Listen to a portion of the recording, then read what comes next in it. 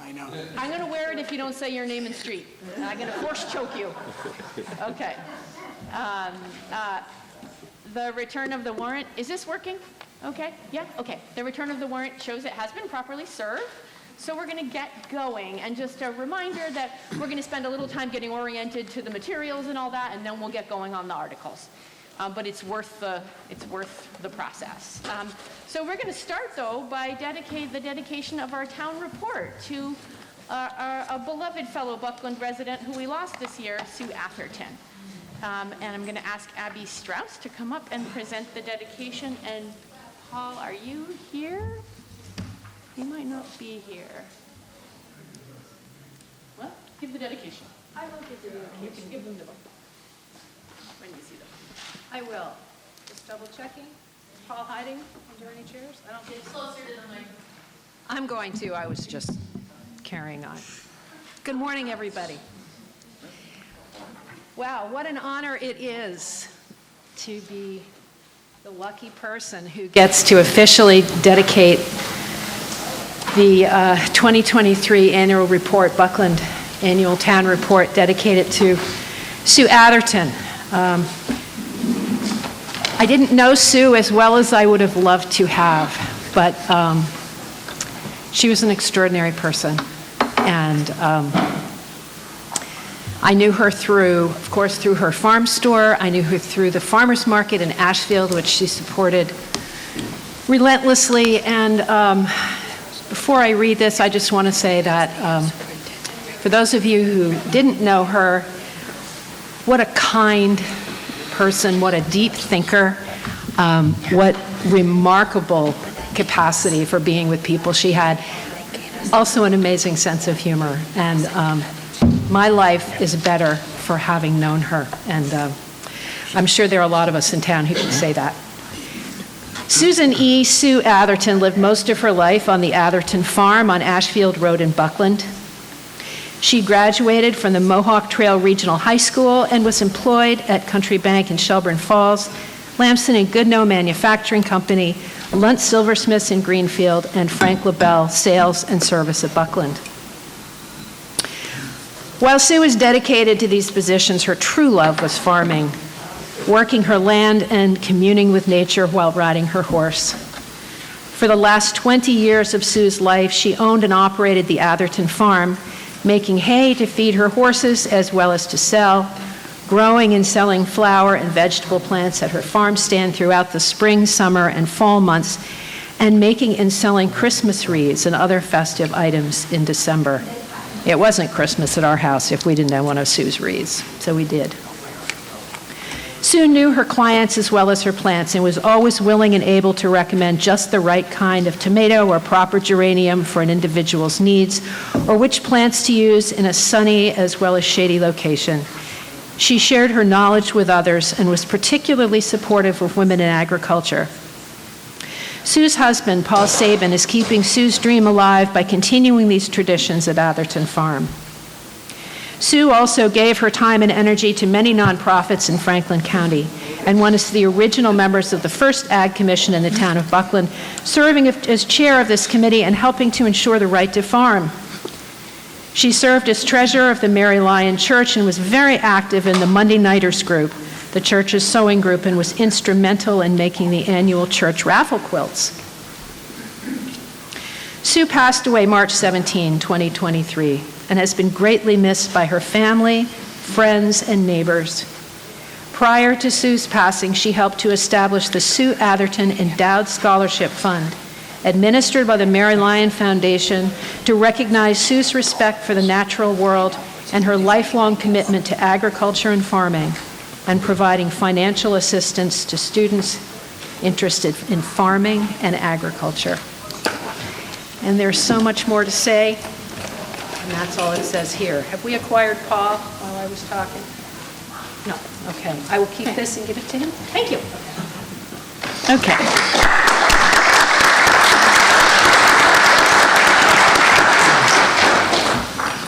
Okay, let's get going. This is an open town meeting. All Buckland residents are encouraged to participate. Again, thank you for being here to do that. The bathrooms are at the front door when you first came in. My deep gratitude to Don and Otis Wheeler and Tim from Mohawk, who helped us set this all up today. And thank you to our tellers, Dina Wilmore, Kim Klein, Anya McMillan, for signing everybody in and helping us count as well. All right, you are going to need this purple handbook. Do you all have it? You will be hopeless without it. Okay, great. We're going to spend a minute looking through it because it's massive. You also all presumably got a card to vote with when you came in, yeah? Okay, great. So open up your purple book. We're going to quickly page through it, all right? Just so that you're ready when we get to the relevant articles, because there's a lot here. So the first few pages are just information about how town meeting works, what the rules are, what the definitions are of the words if you're not used to hearing them, what the financial terms are that we might hear thrown around here. And then on page 6 begins our very important Finance Committee memo.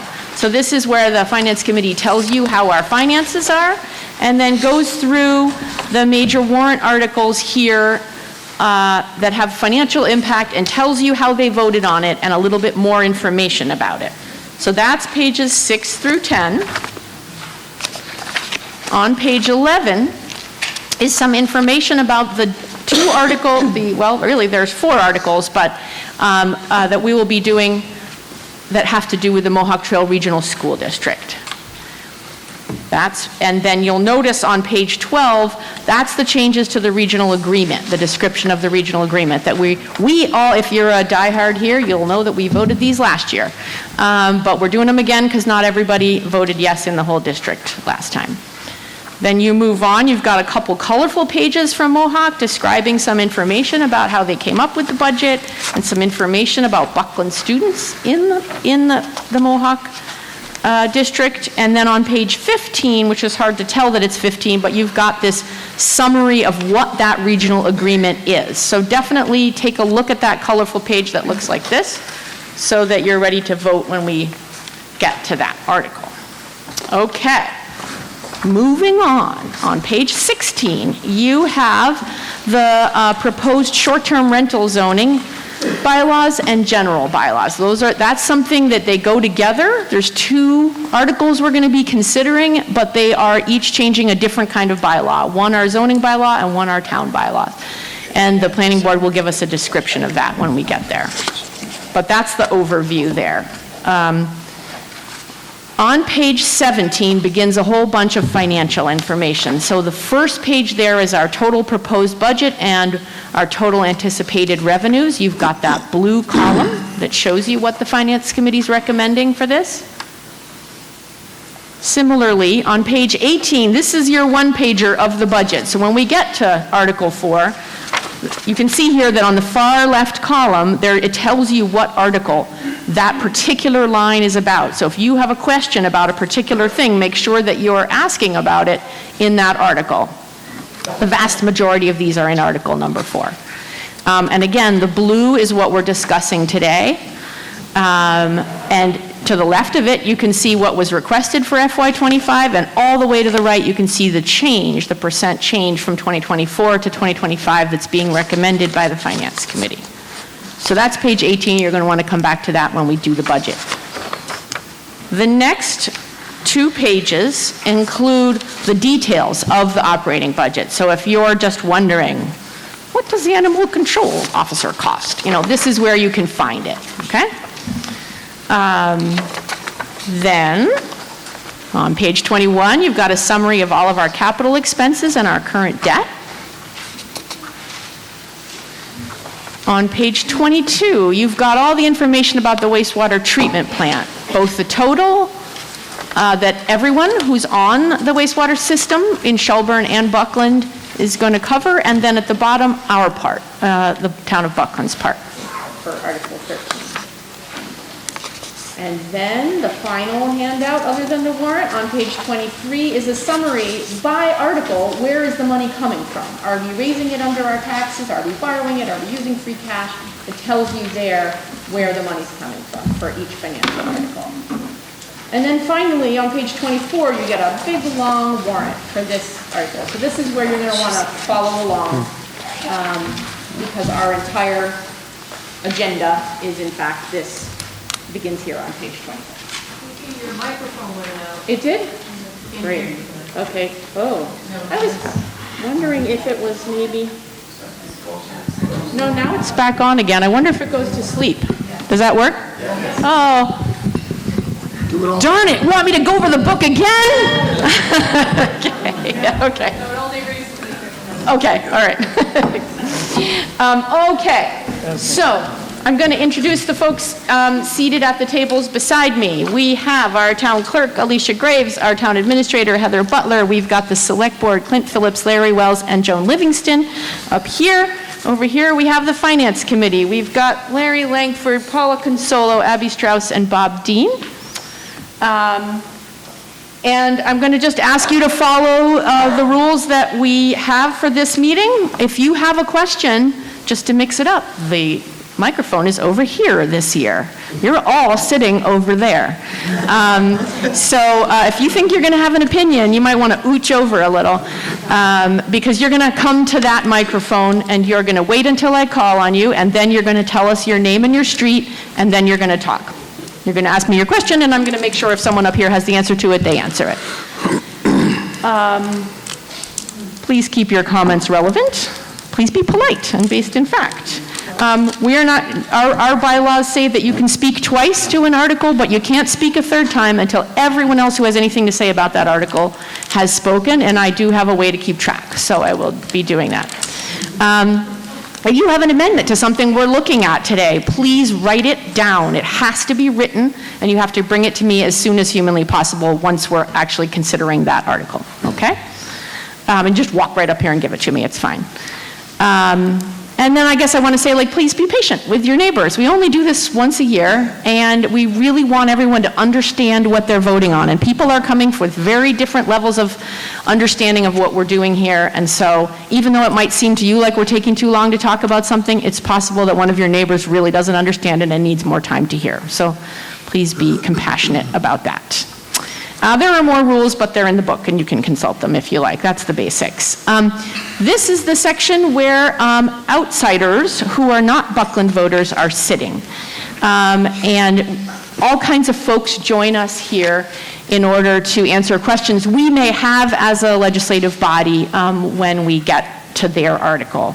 So we have John Corman from the Arms Library Board of Trustees, Joe Gamache and Rick Martin from the Tech School, Liesl Nygaard from the Recorder, and who else is sitting over there? Okay, you guys are just sitting here to listen but not vote, yes? Okay, you didn't come to speak. Okay, wonderful. So if we need to hear from the Tech School or the Arms Library trustees, all those in favor of hearing from them, if we want to later, say aye. Aye. Okay, all those opposed? Okay, so if we need you guys, we have permission to hear from you. Thank you. Okay, enough about us up here. Let's go on to you. Stand up if you served on a committee or a board in the last year. Yeah, you can stand up. Yes, of course. Yay, thank you so much. Okay, you can sit down and stand up if this is your first town meeting in Buckland.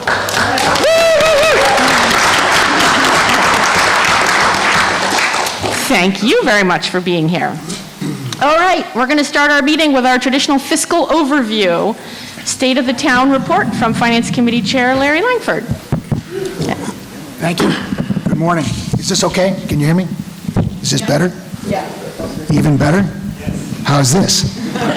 Really good? Okay. Instead of slowly reading the budget to you line by line, which I know many of you would love, we're going to follow our tradition of providing a brief overview of our financial situation, talk about our revenues, talk about our expenses, and stop. So that's the plan. I'll stop now if you want. I was thinking that small towns like Buckland are like small boats. Most years, like this year, we sail along, if not smoothly, then at least without incident. And some years, like last year, we take on some water, forcing everyone to man the pumps. But every year it takes an effort to maintain our precarious balance. More often than not, however, we remain afloat and move ahead in spite of headwinds and adverse tides. And so, unlike last year when we had to bail the boat, reluctantly resorting to a Prop 2.5 override to balance the budget, in FY25 we're projecting an excess capacity of $54,762. I can't say the word profit because it isn't profit, it's excess capacity. Surplus, whatever you want to call it. This amount was created by maintaining most of the tight budgets that we were forced to create last year, and is created despite the fact that for yet another year, our revenues from the state and from local receipts increased only very slightly over the previous year. We've mentioned headwinds and adverse tides. These refer specifically to what we consider the fundamental challenge of ensuring the town's economic sustainability. There are several components to this challenge which we need to pay attention to, starting with adverse demographic trends. I read recently that FERCog has estimated that by 2030, compared to the 2010 census, what we'll call the young parents with kids in school, I'm looking at them, the 21 to 44-year-olds, will decline from 34% of Franklin County's population to 29%, while the grandparents' age group, folks over 65, will grow from 15 to 34%.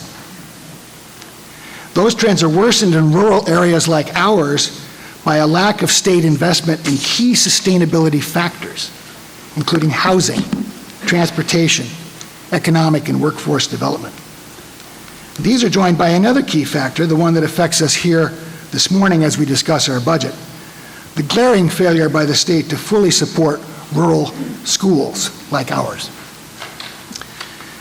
This is important because decades of flat state funding have forced us to pay from our property tax revenues an increasing share of a ever-widening gap between what the state provides and the actual costs of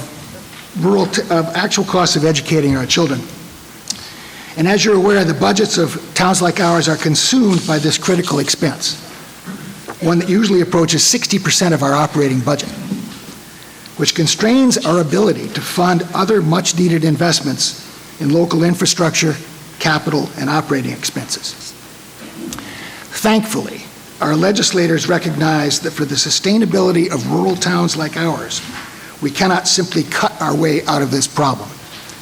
We're very grateful that they are working hard on our behalf with proposals that would positively improve our situation, and we acknowledge that significant progress has been made in recent years. Working with them, together with our neighboring towns and other small towns across Massachusetts, we are lobbying hard for a more equitable distribution of tax revenues from the legislature for rural schools, which we'll be doing again this Monday in Boston. Yet while we again hope for greater improved sea conditions in the future, we're always optimistic. At the moment, the forecast is for more of the same. Let's talk about revenues. In preparing a recommended budget each year, we estimate the town's revenues based on past history and current projections provided by the state. As a matter of policy, we assume only modest growth in the revenue portion of the budget, a conservative approach that has served us well in the past. Total FY25 operating revenues are expected to increase to $5,933,670, or 4.8% over FY24. There are three principal components of town operating revenues. Property taxes, which are about 88% of our total revenues this year. It's a typical proportion, by the way. State aid and local receipts. In the governor's FY25 budget, state aid for Buckland, not including that which goes to the Mohawk Trail Regional School District, increases by 2.1%, $8,659. This small increase is slightly above the 5-year average, the last 5 years, of 1.4%. Local receipts are budgeted to increase by $3,000 or 1.2%. The Finance Committee continues to believe, therefore, that revenue growth should remain a priority for the town, including a focus on increased tourism and making whatever adjustments to our zoning bylaws that would encourage smart economic development in the town. Expenses. We budget our expenses as tightly as possible based on our revenue predictions and the needs of the town. Note that some of the larger expense increases we incur are non-discretionary, such as increased insurance, utilities, and retirement costs. We have been and remain extremely cautious about adding any permanent expense line items to our budget. Operating expenses consist of two basic categories: general expenses and school assessments. Overall, the town operating and school assessment expense budget, which we call the general fund for some reason, is increasing in FY25 by 4.2% to $5,580,597. The town receives educational services through its regional and academic vocational school districts, the Mohawk Trail Regional School District, the Franklin County Technical School, which we have here, and we also pay for the students from Buckland who attend the Northampton Smith Vocational and Agricultural School. The total of these three assessments are always the largest component of Buckland's total operating expense budget. And this year it's 57% of our operating expense budget, a proportion that really doesn't vary much year over year. It's always about that same. For FY25, our total school assessments are budgeted to increase by 3.7% to $3,182,742, and over 90% of our total assessment is from the Mohawk Regional School District, which for Buckland has increased by 4.5% over FY24, and we'll hear more from Martha Thurber later on this morning. Note that the FY25 state budget, unless it's changed by the Senate in the coming weeks, proposes to fund schools at last year's level. It provides an additional $30 per pupil for districts like ours, which has a declining enrollment, and it funds regional transportation at only 60% of the 100% that was promised when the legislation was passed. And this comes at a time when our transportation costs have increased by 12% with the latest bus contract, for which we received only one bid. More on that later. The increase in the town's public works budget is $42,635, or 6.2%, and that reflects our investment in the ongoing challenge of maintaining our roads and other public areas to a high standard and utilizing our scarce resources to do so with equipment that is in some cases nearing the end of its useful life. Every so often we got to buy a new truck. The increase in general government of $37,864, or 6.4%, reflects an increase in costs for cybersecurity and a new system for accounting services, and an effort to appropriately compensate town hall staff who are the administrative backbone of our town and who run a very tight ship. The cost of Buckland's new policing services agreement with the town of Shelburne, which we did last year, is increasing by $37,621, 11.3%, which includes our portion of the cost of the one police officer who was paid last year from grant money and which we knew was coming this year when we did the deal. So, the headline for this year is that we project in FY25 to generate a small excess, and so we're sailing on. Thank you. Thank you, Captain. You can continue your nautical. Okay, folks, so we are going to start by sort of, is this working now? Right, okay. I wonder if there's a way to get it actually wired. Anyway, we're going to start by sort of cleaning up the stuff that is never controversial here, okay? So please open your book to pages 24 to 28. You'll see a bunch of things that are called consent calendar. Consent, there's a whole bunch of consent. The articles listed in out of order from their regular warrant all together that our practice on and off over the last few years has been to just move these all as one, pass them all as one without any debate, because they're something that, in my opinion, over the many years, no one has ever asked a single question about. So what I want to do is first show you what they are, okay? Because, and if you, yeah, page 24. Madam Moderator? Yes? They're all right in the book. What? Yeah. So in your consent motion, the motion itself, the articles that are listed are accurate. However, we've noted that we've missed, The summary is wrong. Okay. so those are the correct articles. Okay. And they are identified, they are enumerated in your warrant, just the summary is not correct. Okay. Okay, great.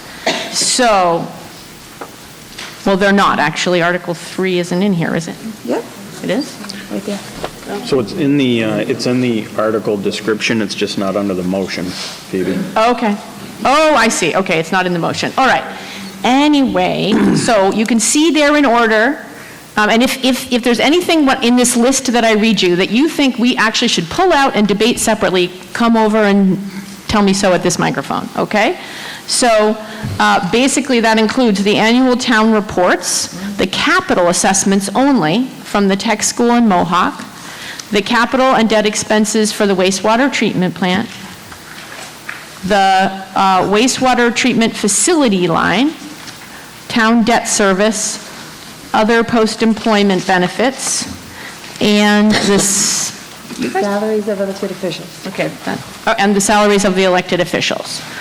So, that's Article 3. So, traditionally, no one has ever wanted to discuss any of these, and we've just wasted a lot of time saying, Madam Moderator, I move that we blah, blah, blah, and all that. So, I don't see anyone moving over here, so, okay, I'm open to hearing a motion.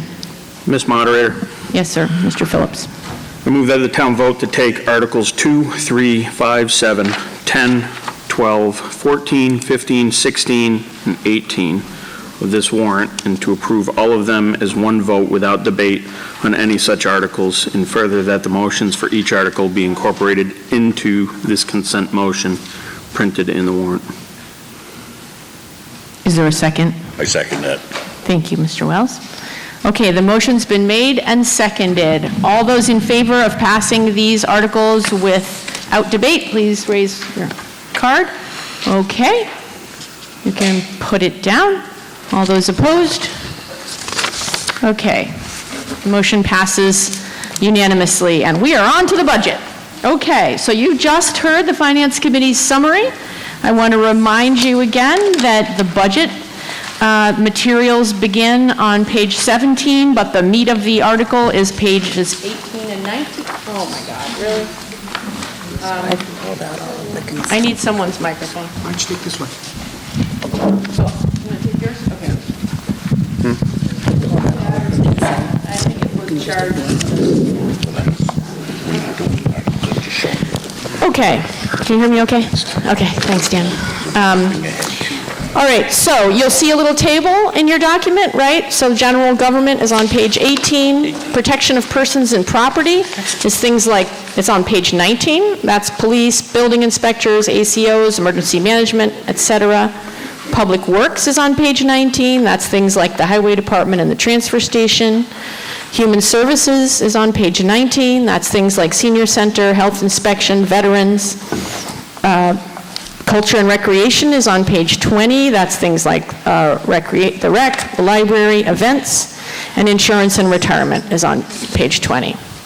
So those are the things we are considering right now. We have a motion and a second to vote on this budget for FY25. If you have a question, you need to come over to the microphone and ask it. Okay, walk over to the microphone and ask it, whoever said they had a question. Okay. Yeah. It's Article 4. Yeah, sorry. What, it's on page 30 of the book? Okay. Page 30. Oh, yes, sir. Hi, Jeffrey Gang, Upper Street. We're seeing another double-digit increase in the police costs. We had an unprecedented double-digit increase in police costs last year. I'm wondering, are we expecting this trend to continue? Thank you for your question, and let me see who on the Finance Committee wants to answer it, or over here. Select Board? Town Administrator, somebody? At this point right now, this was set up to where there was going to be, the towns are going to be picking up an officer that was covered under grant funding last year. That's what this increase is for this year, is now the towns are actually picking up that portion, so it's not going to be a continuing uptick like this year is moving forward. Thank you, Mr. Phil. Yeah, you got to come back over to the microphone. Sorry, this one's dead. In general, if you're going to come ask a question, stay by the mic in case people... Do we have an estimate for what the increase might be next year? No. Thanks, Mr. Gang. Okay, I'm looking over at the microphone. Mr. Summer, are you coming to ask a question? Okay.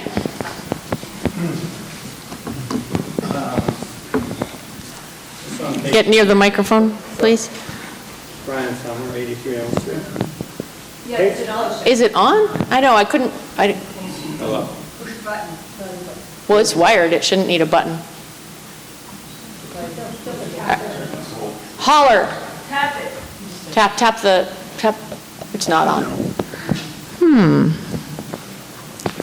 Well, Clint, can you hand him your microphone? Thank you.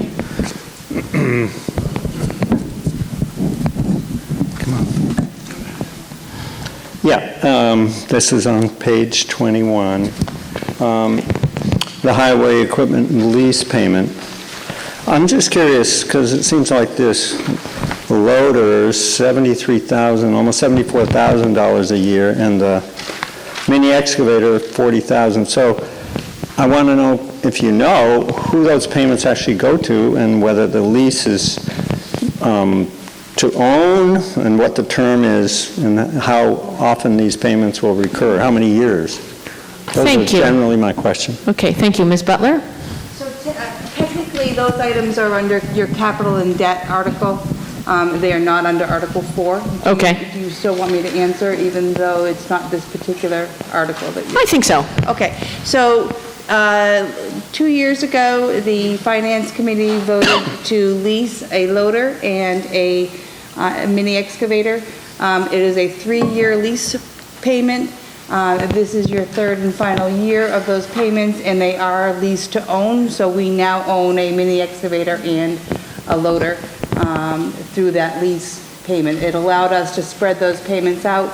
The vendor that we pay is US Bank, I'm sorry. And again, these are the the third of the 3-year. Thank you. Ms. Donlin? Just checking if this works. No. There you go. I have a question about the... Your name and street, please. Oh, sorry. Andrea Donlin, 49 Upper Street. Question about the Recreation Department budget. It's been a while since we had an operating pool, so this, I would expect to see an increase because we haven't had the pool operating. I was always under the impression, and could have been wrong, that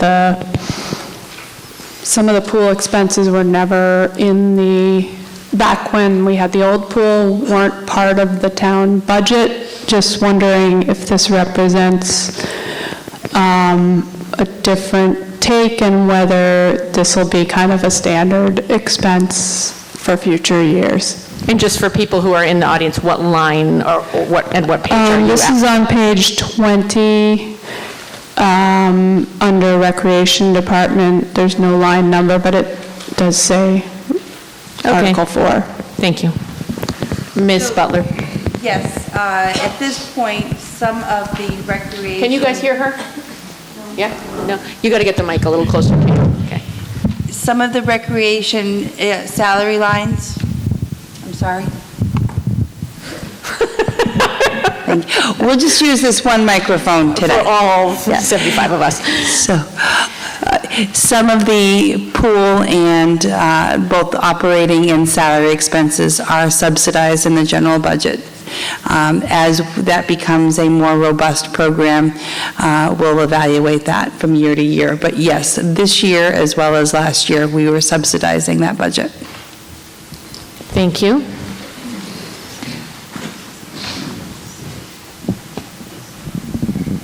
Yeah. Ms. Kelsey, are you going over there? Okay.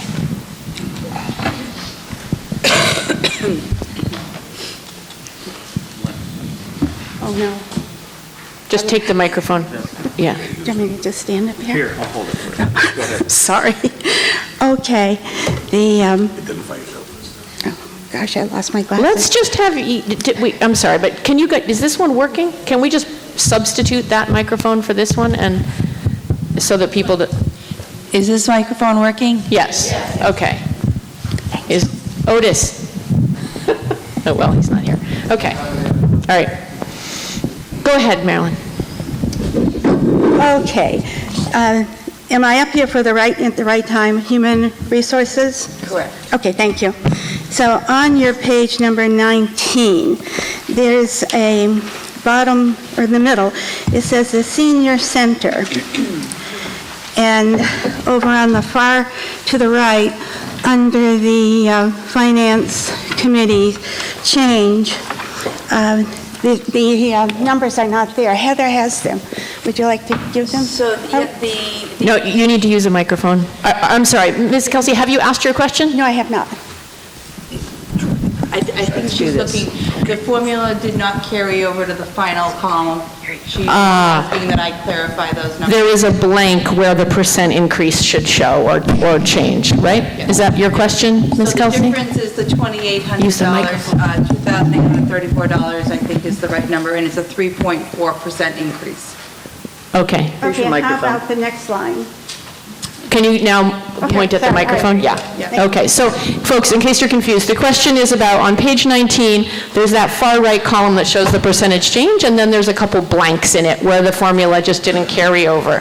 So if you are following along, the percents that should be included in there are? 3.4% for the Senior senior center. center assessment, and then the number below it would be 100% because we are recommending an allowance of $1,000 to the Buckland Council on Aging in order to provide postage for mailings and fund events for seniors as a way of matching other grant funds and other senior center funds. Okay. So that number would be 100% because it's a new expense, $1,000. Thank you. And I do have a comment. Thank you. Yep. And this is just an opinion, and so I will read my opinion. In my opinion, the Finance Committee had set up sorry, I'm so nervous. I have public speaking. You're doing great. You're always so nice to me. Okay, I will try to do great. Okay, so the Finance Committee has now set up a private money piggy bank for a volunteer group. There is no ego in volunteering. Since the Finance Committee now supports volunteers receiving money with its very own line item, I suggest the following. Other volunteer groups jump on board as well. The following are only a few of our amazing volunteer groups that could totally and wisely use their own $1,000 piggy bank as well. The Little League Baseball volunteers at Cricket Field, they do everything from snack bar, landscaping, trash, coaching, and cheerleading. Another amazing group of volunteers are labor volunteers of Scenic Spaces, plus taking, this was during the holidays. Labor volunteers creating the holiday spirit in our village year after year, from hanging lights and trees, greenery, framing of scenic spaces, plus taking it all down and back into storage for next season. And don't forget of the volunteers at the rec center. For all the magic that so many other volunteers create in this town deserve a near $1,000 plus benefit line item as well. I know this will pass, because Buckland likes to pass everything, so I just wanted to voice my opinion. Thank you for listening. Thank you. And in the future, if the appropriate thing to do would be to recommend it's fine to speak against this particular line, but also if you're wanting a budget item, you would want to come up with a written proposal to add money and where it would come from, just so you know. Okay. Thank you, Ms. Kelsey. Ms. Sorensen, are you next? Okay. Janice Sorensen, Depot Road. I was curious under Public Works, it says winter road salaries, and there's highway salaries. Is it that winter road salaries, if it's not used, like why is that separate? Are they different people working it, different people driving? Page 19, everyone. Yeah, part 2 of the question is, with the winter road salaries, if there's not a lot of snow, what happens to that money? Does it roll over? Thank you. Ms. Butler? Microphone right close to your lips, please. Okay, thank you for the question. So the Department of Revenue allows municipalities to create a snow and ice or winter roads budget. There are two categories. There's salaries, and then there's operations, the purchase of salt and sand and fixing trucks. And traditionally, we budget that separately because it is the only 2 lines in your budget that you are allowed to overspend because our winters are so unpredictable.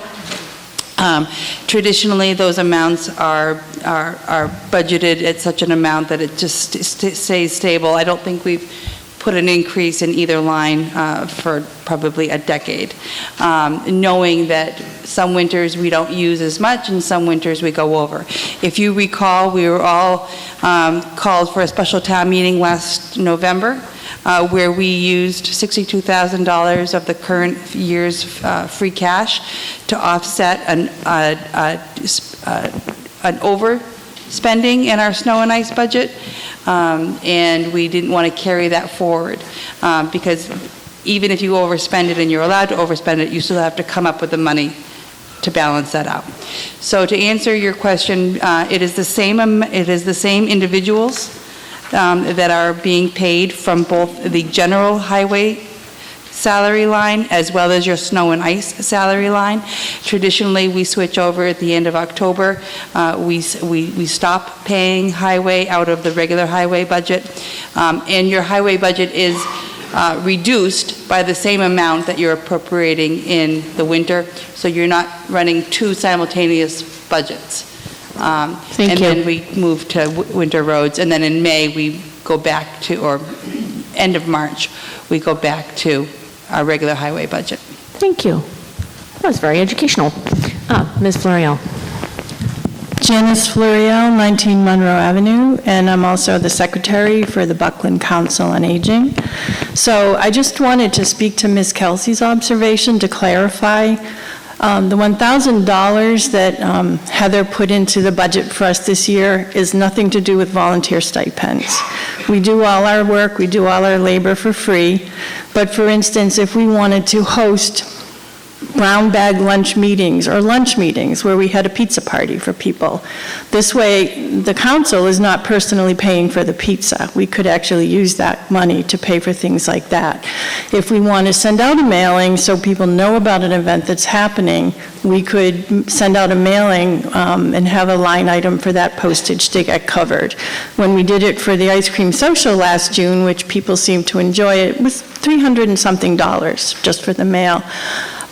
So that's what that's for. It's based on a model that the Ashfield Council on Aging uses, and any unspent funds return to the town every year. So there's no accumulation happening either, at least as I understand it, Heather. Mm-hmm. Yeah. Thank you. Thank you.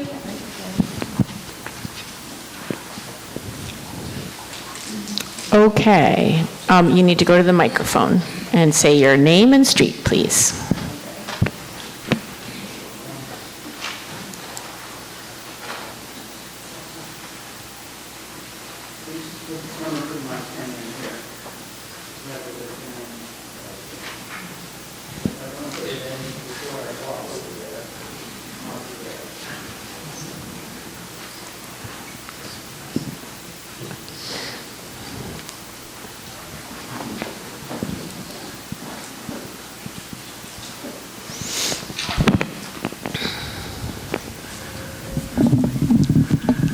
So, my name is Karen Schaefer, and as some of you may know, that my beloved brother,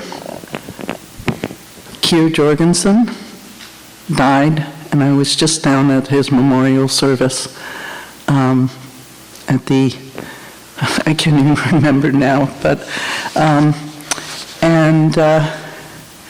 he left at least $100,000 is a bequest. And I would make a full commitment to, it's actually even more than that, but that's a minimum, of developing GoFundMe pages, a donation to the, I will put the, these are all organizations I belong to. So I would just put up a GoFundMe page through the, although I was going to say an anonymous donor, but now I'm announcing it. That a GoFundMe page for the libraries, the recreation department, and all these other things that you're looking for money for. Thank you, Ms. Schaefer. That's very generous of you. And the Bridge of Flowers, village improvement.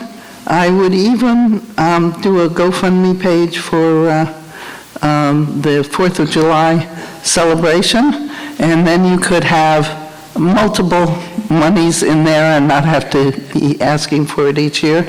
My granddaughter, my son and daughter-in-law and my only granddaughter are going to be coming in July because both myself have a birthday in July, and my birthday is on the 13th.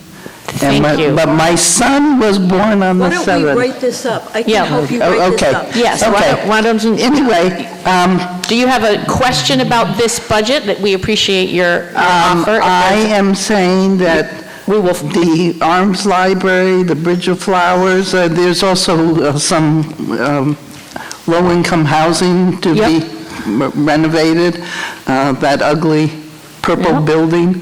That would be good for next year. Thank you. Yes, so why don't we follow up with you after this meeting, okay? For next year. Thank you. Well, we could do everything. If you call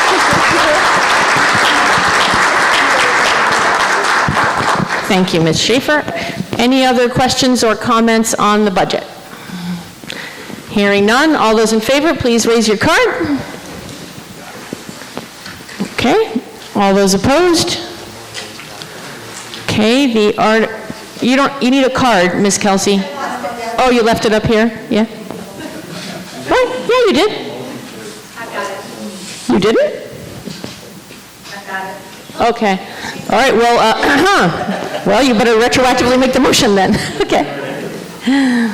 Ms. Moderator, Yes, sir. move that the town vote to raise and appropriate the sum of $2,243,893 to fund the town operating budget for fiscal year 2025 as line item appropriations and is shown in the table below.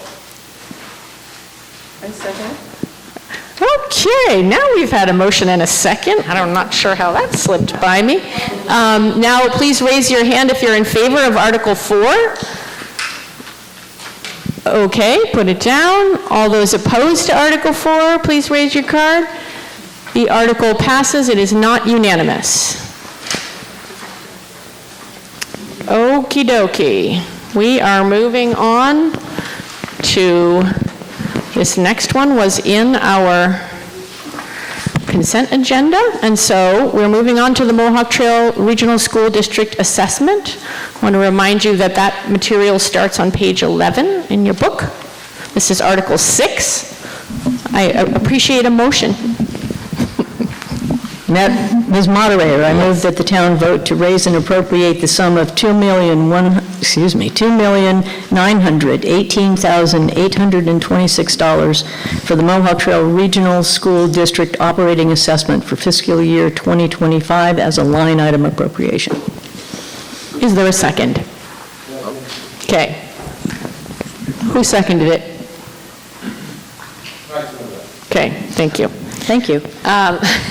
Motion has been made and seconded, and I turn to you, Ms. Thurber, for... Thank you. Before I sort of get into the budget numbers, I want to do something that I started last year that I think is important, is to try to give you some information about what your money is paying for and some of the exciting things that are happening in this district as we try to improve everything for our students. First of all, enrollment, which I know is people's a concern for folks. Enrollment is down everywhere in Massachusetts. It is especially down in our small and rural towns. However, for Mohawk Trail, we are up slightly, from 802 in June of '23 to 819 in March of '24. In the middle high school, our enrollment is up from 284 in June of '23 to 315 now. So that's an increase of almost 10%, which is great. A big part of that is our teaching staff. We have an excellent teaching staff in our schools. We have staff that are teachers at UMass. We have teachers and instructional coaches that co-present our work in creating engaging math classrooms at state and national conferences. One of our middle school teachers was recently selected as the most promising new teacher by the Massachusetts Council for Social Studies. We have 2 BSE teachers who were selected as the recipients for the Mass Audubon Society Teacher of the Year, Conservation Teacher of the Year Award. So it's really a truly dedicated staff that works with all of our kids. Let me just give you a brief snapshot of some of Mohawk Trail students. 68% of the students in this building are taking advanced coursework, whether that's AP courses. We have about 11 AP courses that are presented on a rolling basis, not every year. Or they're taking other advanced coursework in math and science. We have 67% of those students who are taking AP courses pass with a grade that's high enough to give them college credit for their work. Over 70% of recent Mohawk Trail graduates have moved on to a wide variety of colleges, including Dartmouth, Mount Holyoke, Clark, Bennington, the University of Colorado, Wheaton, Oregon State, Hofstra, as well as UMass and the Honors College. And I think we had 5 recipients this year of the Honors, Abigail Adams Honor Scholarship, which provides a full tuition at UMass Honors College, so that was terrific. Others have moved successfully into career training programs, into the military, or gone directly into the workforce. Our students are also benefiting from a wider variety of work-based learning opportunities and internships with local businesses. These internships depend on student interest, but some of them, we have one student who's been working with the Franklin Land Trust this year and is going to be heading to the State University of New York College of Environmental Sciences and Forestry. There's another who's interning at UMass in their tick laboratory, which I hope all of us have used from time to time to test the ticks that bite us. And another student is working, totally different, is working at Davenport Service Station. And he's learning not only auto mechanics, but also small business management. And I know that Ben Davenport is very happy with that student. We've also created a number of pathways that students can take if they're interested in environment, manufacturing, medical, business entrepreneurship, and many others. So there's a whole set of courses that they would take that would lead them to that. At BSE, our students are benefiting from a new literacy curriculum that we launched last year. They have a totally reinvigorated PTO that's doing a lot of work, and our athletic director, which is a district-wide athletic director position, is working very hard on developing community sports participation, because we recognize that all of the BSE students, we want them all to come to Mohawk Trail in the end, and that the jump from grades 6 to 7 is really a big one for families. So we're trying to develop interactions between Mohawk Trail students, BSE and other elementary students in the district, so that everybody becomes a Mohawk Trail student. And they feel that way from the day they enter kindergarten until they graduate. And they want to come to Mohawk Trail, and they want to be part of this district. So that's something that Greg Lilly, our athletic director, has been working extremely hard at developing community soccer programs, baseball, field hockey for the younger kids so that they can come in and participate. Greg is great. I would encourage all of you to come into our schools and take a look around. See for yourself the transformation that's taking place. There are open houses at both BSE and Mohawk Trail in the fall. We just finished our celebration of learning here, which gives you an opportunity to see our students' work as they've presented it, to talk with them about what they're doing, to talk with our teachers about what they're doing. There are also, music, athletic events, theater, music, concerts. It's a You're a Good Man, Charlie Brown, which is tonight at 7 o'clock. I came last night. It's great fun. So come, see what's happening. Don't just listen to the gossip that you hear on the street about how this isn't a great place to be, because I think if you talk to parents of current students who are currently here, you would get a different story. Okay, let's turn to the numbers. The district has proposed an all-funds budget, which is every penny that we spend, of $25 million, about. It's an increase of about 5.5%. However, our aggregate operating assessments to towns, which is what our towns are paying, is up only 2.8% over last year, because we've been able to raise and use almost $5 million in grants, revolving funds, and other revenues, including our E&D, which is kind of similar to a town's free cash. So we were able to hold that assessment level to about half of the budget increase. We also maintained our personnel costs, which represent about 70% of our budget, at only a 1% increase this year. On a percentage basis, the largest drivers of the increased cost are transportation. Our transportation contract, which we had to rebid this year for a 5-year contract, increased 12%, or a little over $200,000. We worked with a group of other districts to prepare a sort of consensus or collaborative bid. We had only one bidder, again. And our per route rate went up by 12%. Now, our facilities and transportation director was able to reduce our use by one route, so that helped a little bit, but we've had a substantial increase in the transportation costs for our special education out-of-district students. There are a lot of more of those students, a lot, we're talking a handful, but the number of providers that are providing these services in this area is dwindling. So we have to go farther to get those services for the students. There are fewer drivers. So the combination of going farther, having to pay more for drivers to get kids there is the primary reason for that. Our out-of-district tuitions have also increased by about $200,000. The bulk of this increase, again, is because of a higher number of students requiring out-of-district care. We were able to partially offset what was a major and unexpected increase in that by lower choice tuitions, fewer kids going out, and fewer going to charter school. So our FY25 budget doesn't create any new initiatives. We don't have any new programs. We can't afford any of that at this point. It does maintain a commitment to the key elements of our 5-year strategic plan that Superintendent Stanton has put into place, and includes using existing resources to continue music, theater, and arts programming, as well as maintaining the new math and literacy curriculums at the elementary level, and our very popular before and after school programs, which are a great help to parents. The other side of the issue in our assessment increase is the drop in state revenues, which Larry mentioned on the state side. Our Chapter 70 education funding for this year is up 0.7%, $30 a student. It's been basically flat for the last 25 years.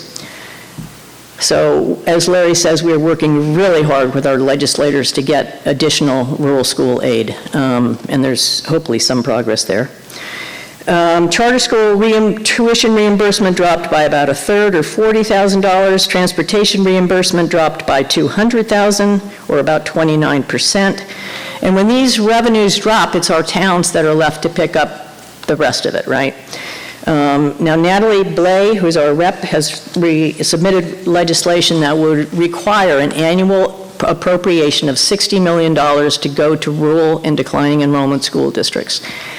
Unfortunately, although that was a key recommendation of the Special Commission on the Fiscal Health of Rural Schools, that legislation essentially died in committee. It didn't die, but it was just as good as dying because they took everything out of it.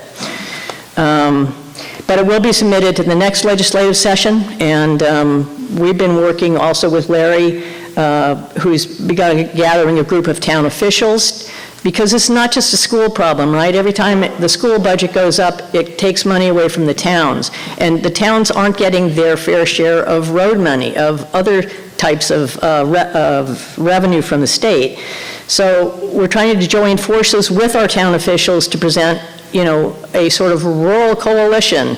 Rural aid is a big piece of it, but there's also, pilot funding. There's also additional road and bridge funding. So we're hoping that this is going to make some headway, and we hope we're doing that.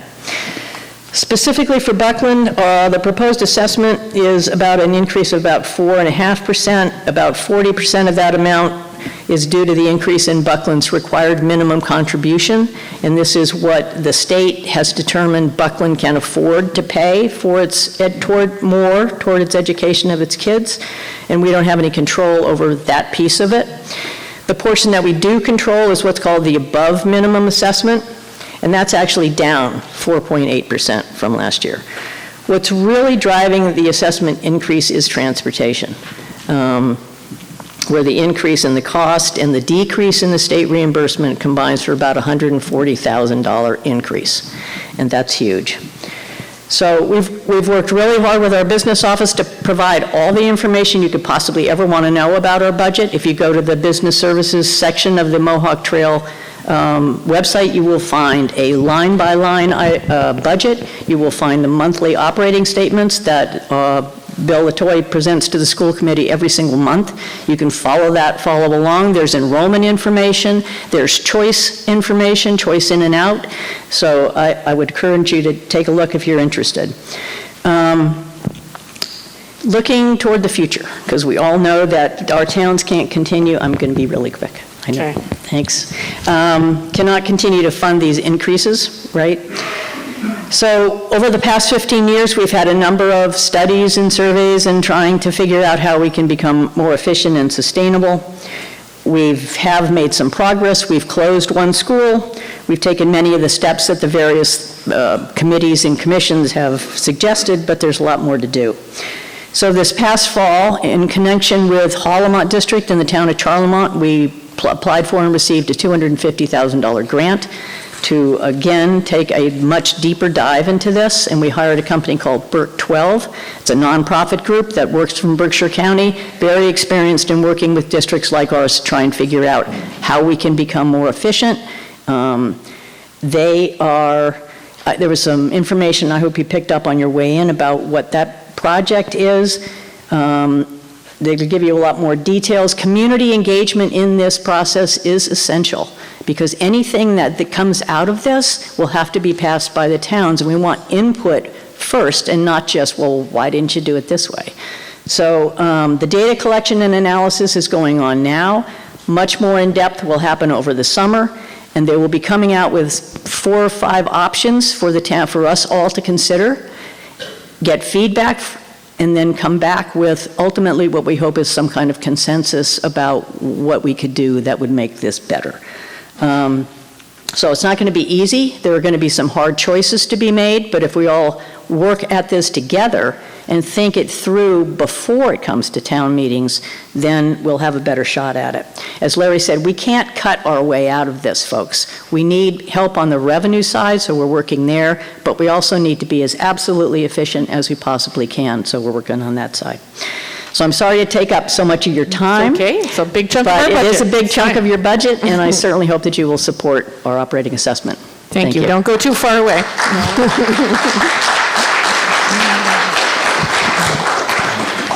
Because you have the next 2 warrant articles as well. Okay, are there any questions about the Mohawk District Regional School Assessment? If so, you come over to that microphone. Okay. Seeing none, all those in favor of Article 6, the budget as presented for the Mohawk Trail Regional School District, raise your card. Okay, you can put it down. All those opposed to the budget? The article passes. It is not unanimous. Okay. The next two articles are both about 911. So Articles 9 and... 8 and 9. What? 8 and 9, sorry, 8 and 9, yes. We're not doing Article 7 because we passed that in our consent, in case you're following along here. So you're on page 11 in the book still. Ms. Moderator, I move that the town vote to raise and appropriate the sum of $15,541 to be used to upgrade telephone infrastructure to support enhanced 911 emergency communications at Buckland Shelburne Elementary, including costs related thereto, said sum to be expended under the approval of the school committee's building subcommittee. Is there a second? Thank Okay. Motion has been made and seconded. Why don't you explain this article to us and the next one as well? Okay, these are related at just different schools. The state has mandated some improvements to our 911 emergency calling system. Right now, if a teacher calls from a classroom because of an incident going on in the classroom, the 911 system only recognizes that is for this building, it's only on this campus. For BSE, it's only at the school. They don't know where in the building the problem is occurring. So the state is requiring us to update 911 systems so that emergency responders will know exactly where to go. So we're requesting this money for Mohawk Trail and the next article for BSE. We had hoped to simply allow the town to reallocate some money that was saved on prior capital projects and just allow us to use that funding. It turned out we couldn't do that as a legal matter. So we have refunded to the town the entire surplus from those amounts that are going against the capital assessment. And then we're coming back for really a new appropriation, but you've kind of already paid for it, and that there's still a net of a positive of about $4,500 to the town. Thank you. And just to clarify, Article 8 is actually about the 911 money for BSE, and the next article will be the one for Mohawk. Oh, sorry. So, no, it's all good. Are there any questions about the 911 services at BSE? Hearing none. All those in favor, please raise your card. Okie dokie. All those opposed? The article passes unanimously. I just want to pause before you move this one and say, hello, Rep. Blay. Thank you for joining us. Your state rep is in the room. Thank you for all your advocacy. If I can just say, Natalie is amazing, and the work that she has done on behalf of rural schools is unbelievable. We all owe her a huge debt.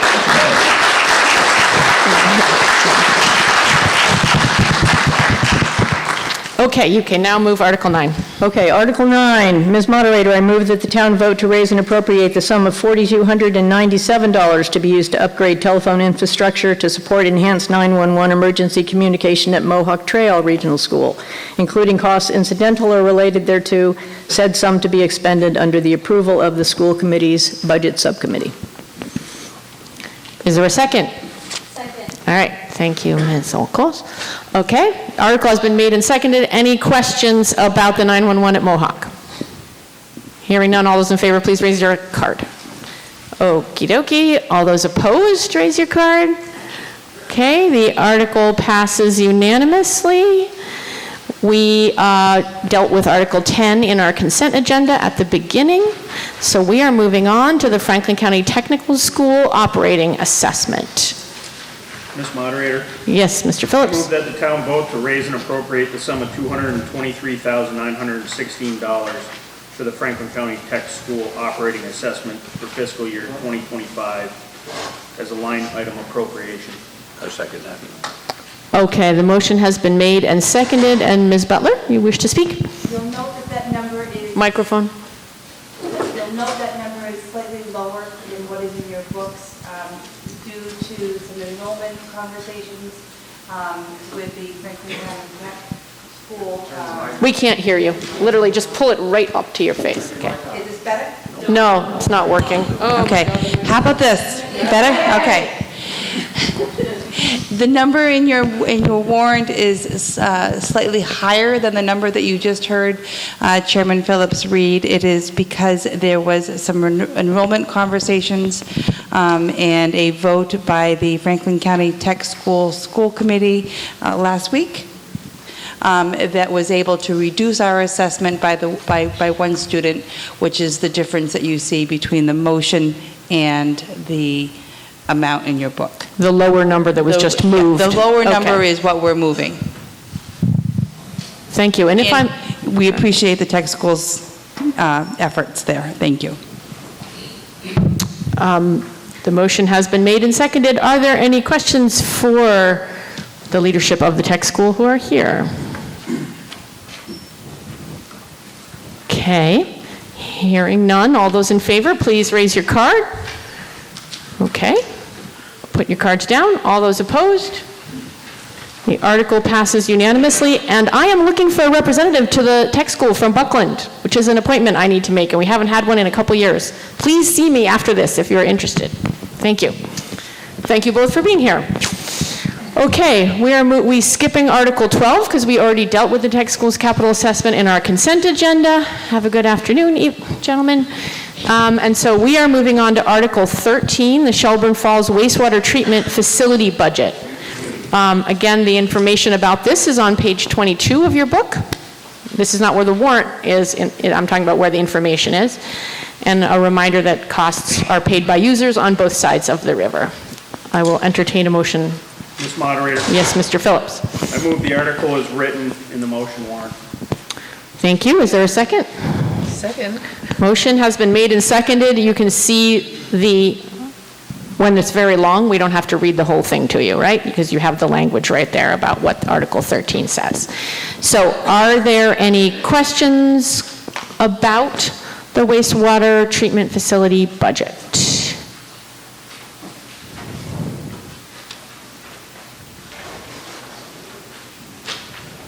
See people moving about the room, but not to ask questions. Okay.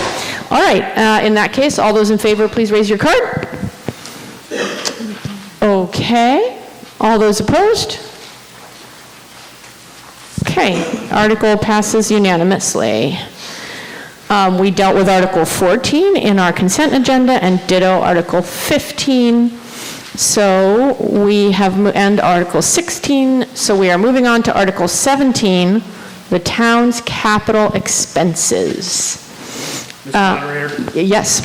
I move that the town vote to appropriate from free cash the sum of $285,769 to be placed in departmental capital accounts in accordance with the table below. I second it.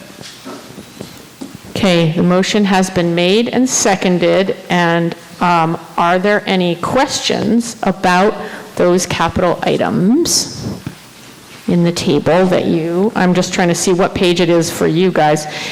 Page 34 in your actual warrant document. Okay. Seeing none. All those in favor of the Article 17 town capital expenses, raise your card. Okay, you can put it down. All those opposed? Article passes unanimously. Article 18 we dealt with also in the consent agenda at the beginning. And so we are now moving on to Article 19, which asks us to establish a tax title revolving fund. Ms. Moderator. Mr. Phillips. I move the article as written in the motion warrant. I second it. Okay, you should be in your town warrant, your warrant on page 35, okay? And Ms. Butler, would you like to just explain what this is? By putting the microphone all the way close to you? People never usually have trouble hearing me, so this is kind of fun. So Every year, we appropriate a couple of $1,000s for the treasurer collector's office to use to work with town council and other attorneys and banks on our tax title issues. When people fall into the arrears with their tax title or their property taxes, we have to take steps to correct that. Even closer? Yeah. Okay. So what we're proposing, and then throughout the course of the year, some of those taxes are received back and into the general fund. And the way our accounting system works now, those funds are just go into a general fund that can be reappropriated the next year, but for any purpose. The commitment that we're showing here is that any funds that the town receives during the course of a fiscal year will be put into a revolving fund, specifically for the use of ongoing tax title purposes. And the intention and the hope is that in the future, we will not have to be appropriating from our general budget for these purposes, much like the other revolving accounts that we have. So it's really housekeeping, but it's an important step that we're taking to make that independent. Okay, are there any questions about Article 19? Okay, all those in favor, please raise your card. Okay, you can put it down. All those opposed?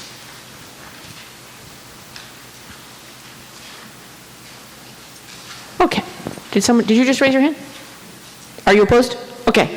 Okay. When you're voting, please hold your card high above your head, okay? Because I'm trying to scan a whole relatively dark audience, so the lights are not great out there. So thank you. That article passes, but it is not unanimous.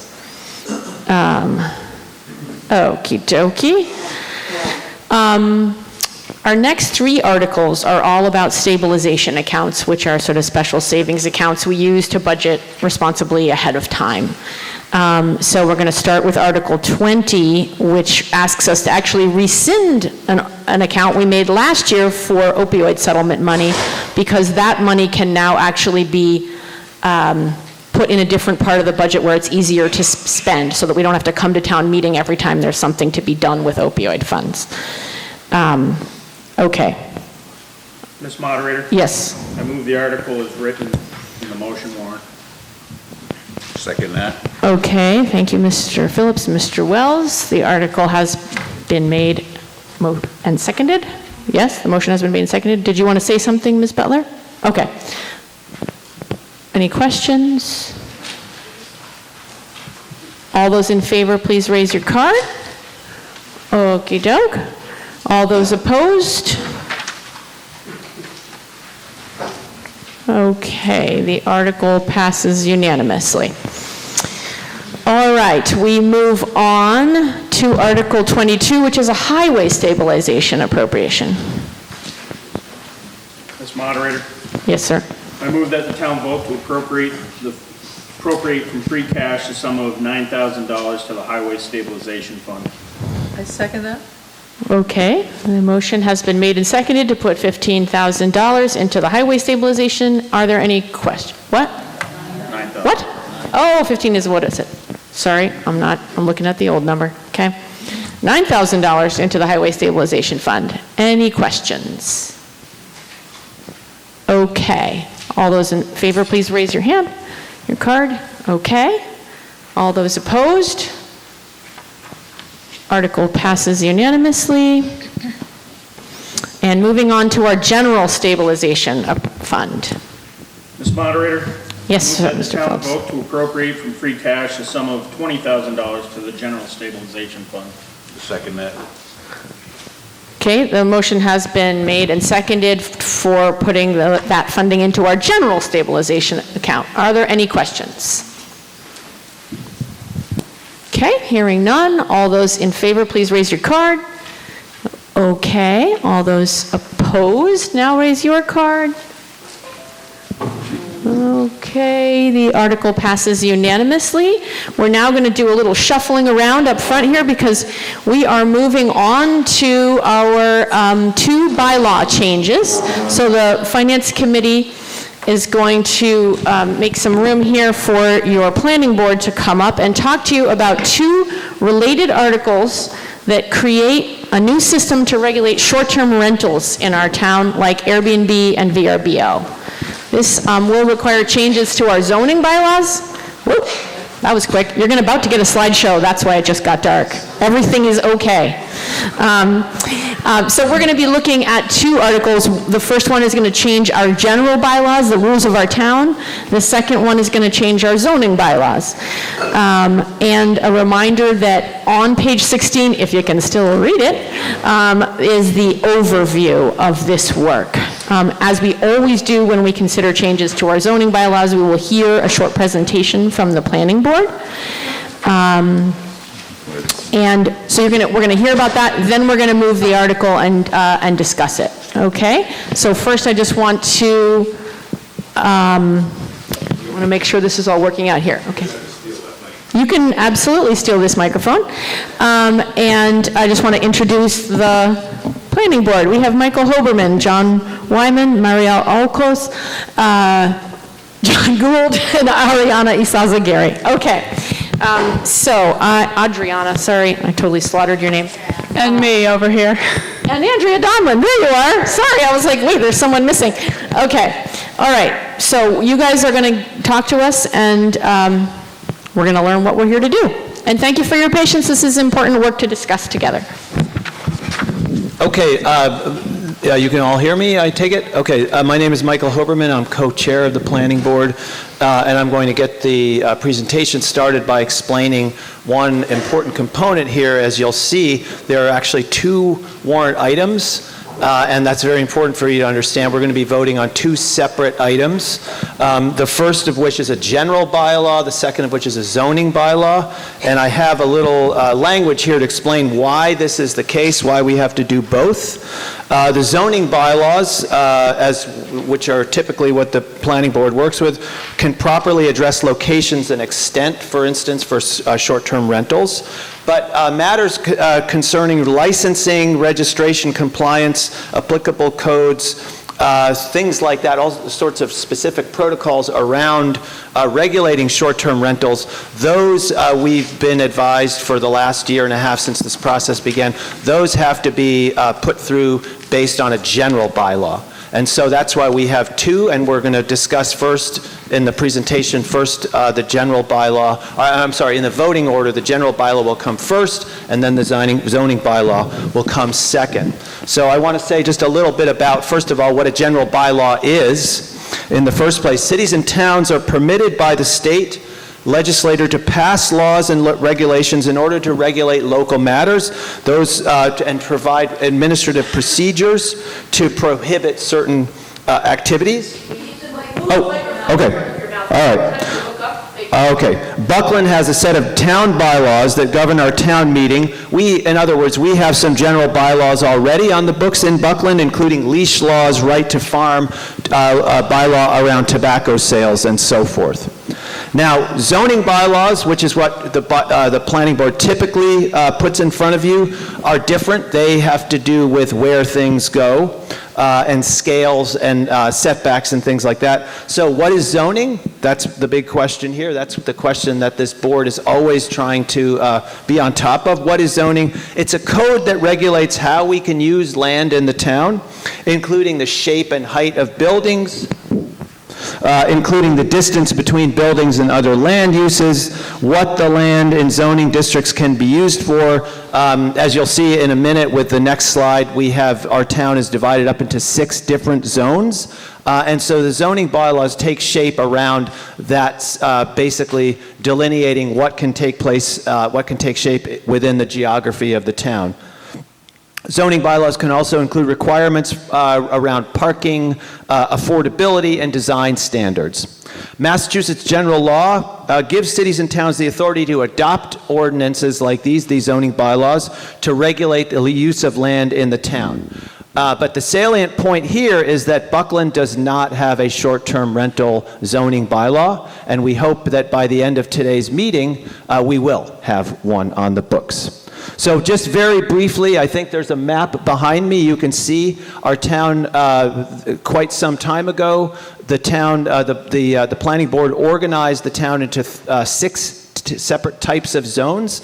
In the presentation and in the discussion that follows it, you'll be hearing about how short-term rental will be regulated within the different types of zones. Just quickly looking at the map, most of the map is taken up with rural residential. That's the sort of olive green backdrop that comprises most of the map. The red strip that you see in that inset on the right-hand side, that's the commercial, village commercial zone. The big brown area surrounding that is the village residential zone. There's also a yellow zone that you can see, which is basically the Lamson and Goodnow complex. That's historic industrial. And there are also commercial zones elsewhere in the town, namely on the 112 corridor. And then finally an industrial zone, which is on the other side of in the Oxbow. So these are the zones that we have to work with, and for the subsequent slides, you'll be hearing about exactly how the short-term rentals would be set up within the various zones in town. Thanks. And the next speaker is going to be my co-board member, John Wyman. Hello. In 2016, with resident input, a housing plan was done, and it identified housing needs, and they are senior housing, housing for first-time home buyers, rental housing, and housing for persons with disabilities. And as Larry mentioned earlier, by 2035, an estimated 42% of us, Buckland's population, will be over the age of 65. Zoning changes for housing that we've been working on, and these were passed at town meeting in October of 2021. The zoning changes were accessory apartments, smaller lots in the village zoning districts, village cluster and cottage development, and modifications to the existing cluster conservation development bylaw. And during this effort, the planning board heard concerns from residents about existing short-term rentals and accessory apartments being rented as short-term rentals, both which impact housing in our town. The planning board committed to address short-term rentals in a more comprehensive way than through accessory apartments only. And now, John? Mariel, I'm sorry. It's me. Yep, I've got it. So as part of our ongoing work to implement the housing plan and promote housing diversity, we have been working on this short-term rental bylaw for about 1.5 years. We have held a lot of public meetings. We held an information session, and by law we have to hold a public hearing, which was held. We've heard from a lot of members of the town and have taken a lot of opinions into account. Our meetings have been way more well attended than usual by the public. And it continues to be really hard to find rental housing and buy a house in Buckland. Buckland is a desirable place to live. And one-bedroom apartments go for about $1,200 to $2,000 a month these days, which is a lot of money. Home sales have also risen. This graph shows the home sales in Buckland from 2015 to 2022 from the Mass Department of Revenue. The bars show that we have about 15 to 25 houses that come on the market and are sold per year. And then the red line shows the trend. The houses, the median home sale price in Buckland in 2015 was about $175,000. Now it's $275,000. So buying a house is more and more out of reach for people who are starting out in their careers and that sort of thing. Mariel?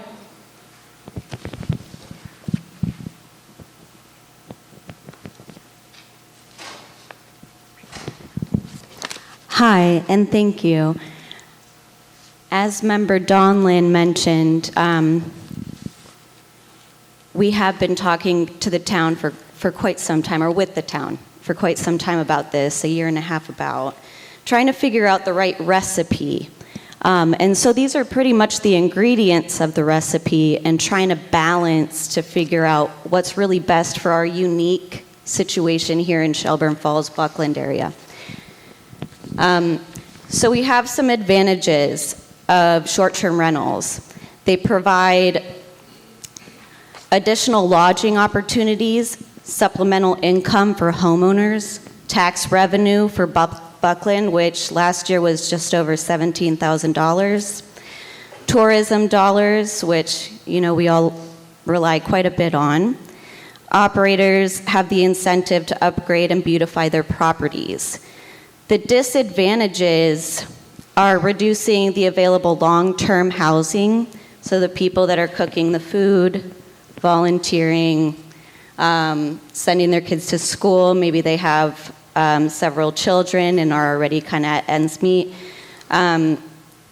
We don't have enough housing for everyone, not for all incomes. The increased price of rental housing and real estate, nuisances from visitors, loss of community atmosphere in the neighborhood, and absentee investors and commercial use in residential areas. So the bulk of this is really focusing on the residential village zoning and trying to keep short-term rentals in the commercial zoning and minimizing them in the village residential. Thank you. So as we develop this bylaw and as you're considering it today, you might be curious, well, how many short-term rentals do we have in town? And as we mentioned, our bylaws do not address them. They are a well-established business in town. It's hard to pin down the exact number, but we do know a few things. There's about, well, as of the end of 2022, there were 20 short-term rentals that had been registered with the Department of Revenue. Those are not all active. Things go on and off at any time. But at that time, there were 18 that were non-owner occupied and 2 that were owner occupied, and these are self-reported numbers. The other thing is that there are like marketing companies that sell data to people, and you can get, one of them is AirDNA, you can get a free login account and get a certain amount of information for free. As of in March 2024, and this is the same now, I just checked it, AirDNA reported 40 active listings in the Shelburne Falls market, which is not a municipal boundary. It doesn't mean Buckland or Shelburne. It's a blob that covers even part of, small part of Coleraine and Ashfield. But anyway, the general area has 40 active listings. The average rate a night to rent one of these rooms is $258. And the average revenue for these short-term rentals is $52,800.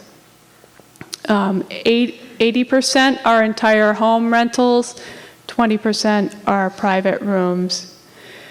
And as Mariel mentioned, we do we opted to impose a local tax on short-term rentals or any lodgings in town. And so for 2023, our town budget got $17,463. And already, if you're renting a short-term rental in Buckland, you're already required to get a health and a building inspection sign-off.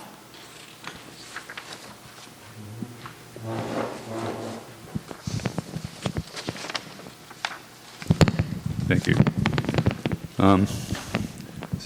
Are you hearing me? Okay, thank you. We haven't done this before. You heard that we have to advance these proposals as a package of two separate types of bylaws because they address different items, different sectors. So I just want to go through the general bylaw, and I think I'm going to do it a little bit, just touching on the main points, but not leaving things out that are important. So I am going to read three sections in their entirety. One of them is the purpose of the bylaw. So you know what the purpose is of this item that you're voting on. The purpose of this chapter is to allow for short-term rentals while ensuring public safety, preventing possible nuisances for abutters, minimizing reductions to available long-term, greater than 31 days, rental housing, and preserving the character of the town's neighborhoods. It will assist the town in the enforcement of state and local health and safety regulations and provide a method of correcting violations requiring immediate attention. That's section 1. Section 2 is definitions. I was asked, you will see shortly that in the zoning bylaw, there are definitions for these same items. I was asked if these are different definitions. You may be pleasantly surprised to know they are the same definitions. We're always looking out for you. Okay, so the definitions are, and I will read those as well and save Adriana the trouble.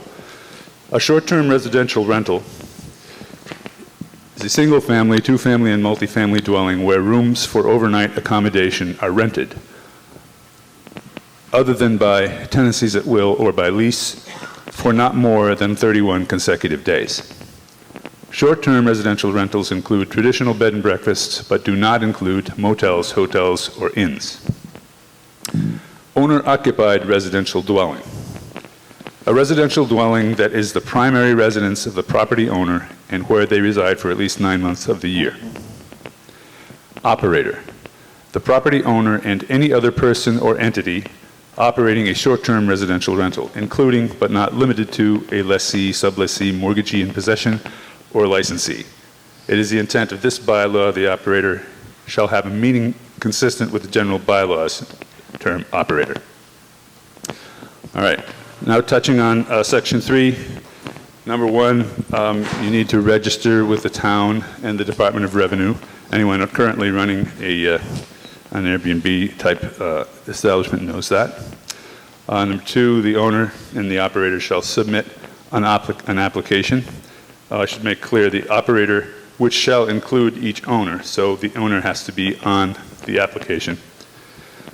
2A, you submit a complete application, you pay the fee, you give contact information for the operator, and provide a certificate of liability insurance. That completed application will trigger a health and safety inspection. Following that, by the way, the period of registration will be for 1 year, and a renewal is also for 1 year. And the process is once the clerk accepts a completed registration, you'll be given a registration number, and that will constitute your license to operate a short-term rental. In section 4, it's a matter of the license goes to the operator only, and it's not transferable. It does not run with the property. It runs with the operator. Section 5, regulations. The Board of Health can make regulations. No, as was noted by Andrea already, that is the current practice, that they will have a health and safety inspection for short-term rentals. Any listings will need to include this town-issued registration number.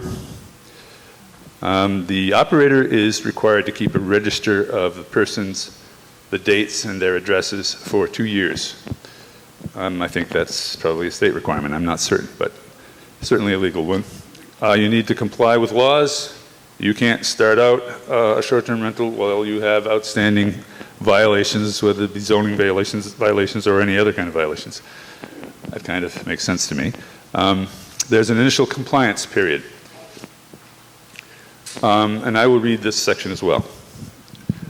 All existing owner-occupied short-term residential rentals have to meet the standards of the bylaw within 6 months. all existing non-owner occupied short-term rentals that have previously registered with the DOR and done their homework and have been inspected have 6 months to meet this bylaw as of the effective date of the bylaw. Complaint process and reinforcement, Section 7, the Board of Health and its designee, which is currently Franklin Regional Council of Governments Inspection Program, they are the enforcing person. And an enforcing person can issue orders or enforce the provisions of the bylaw. If there is a complaint from any person about what happens in the short-term rental that is in violation of the bylaw, the enforcing person can require an inspection.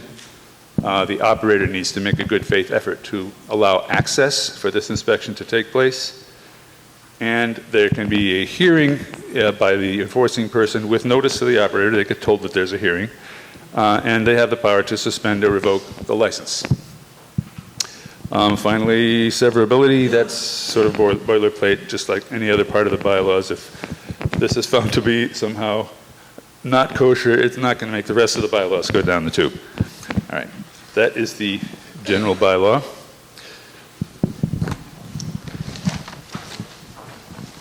Now for Adriana with the zoning.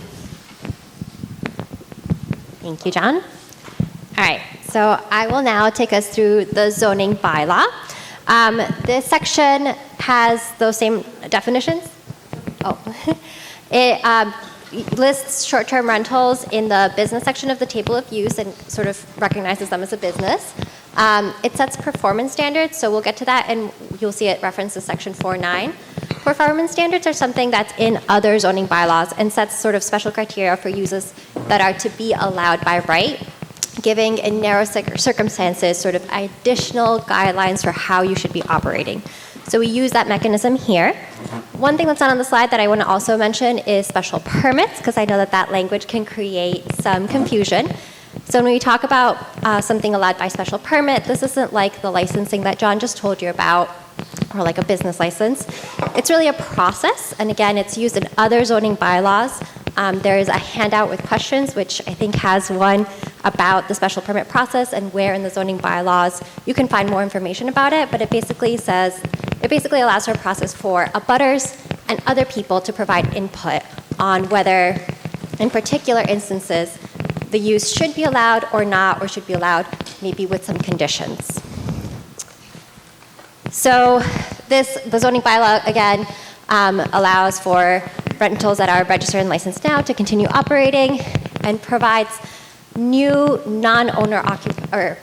prohibits new non-owner occupied rentals in the residential districts, as Marielle mentioned earlier. Looking at the bylaw itself, the first section you'll see is that table of use regulations, again, under the business uses section.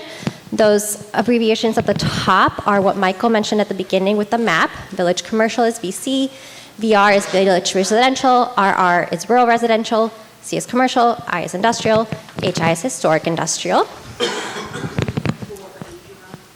I was just on page 39 and now I'm on page 40. In red, you'll see the sections we've added. So the first one allows for short-term residential rentals with 1 to 2 rooms for overnight accommodation in an owner-occupied dwelling. That's allowed by right everywhere except in the industrial district. The second section there is similar. It's short-term rentals with 3 to 4 rooms for overnight accommodation in an owner-occupied residential dwelling. Those are allowed by special permit everywhere except industrial. So again, that allows for a process for your neighbors to say this is too big or whatever it might be. The third one is short-term rentals with 5 rooms or more in owner-occupied or non-owner occupied is not allowed anywhere. And the last one is short-term rentals with 1 to 4 rooms for overnight accommodations available for rent in a non-owner occupied. These are only allowed in the village commercial, and historic industrial districts as a recognition that in commercial places, zones, we want to encourage commerce.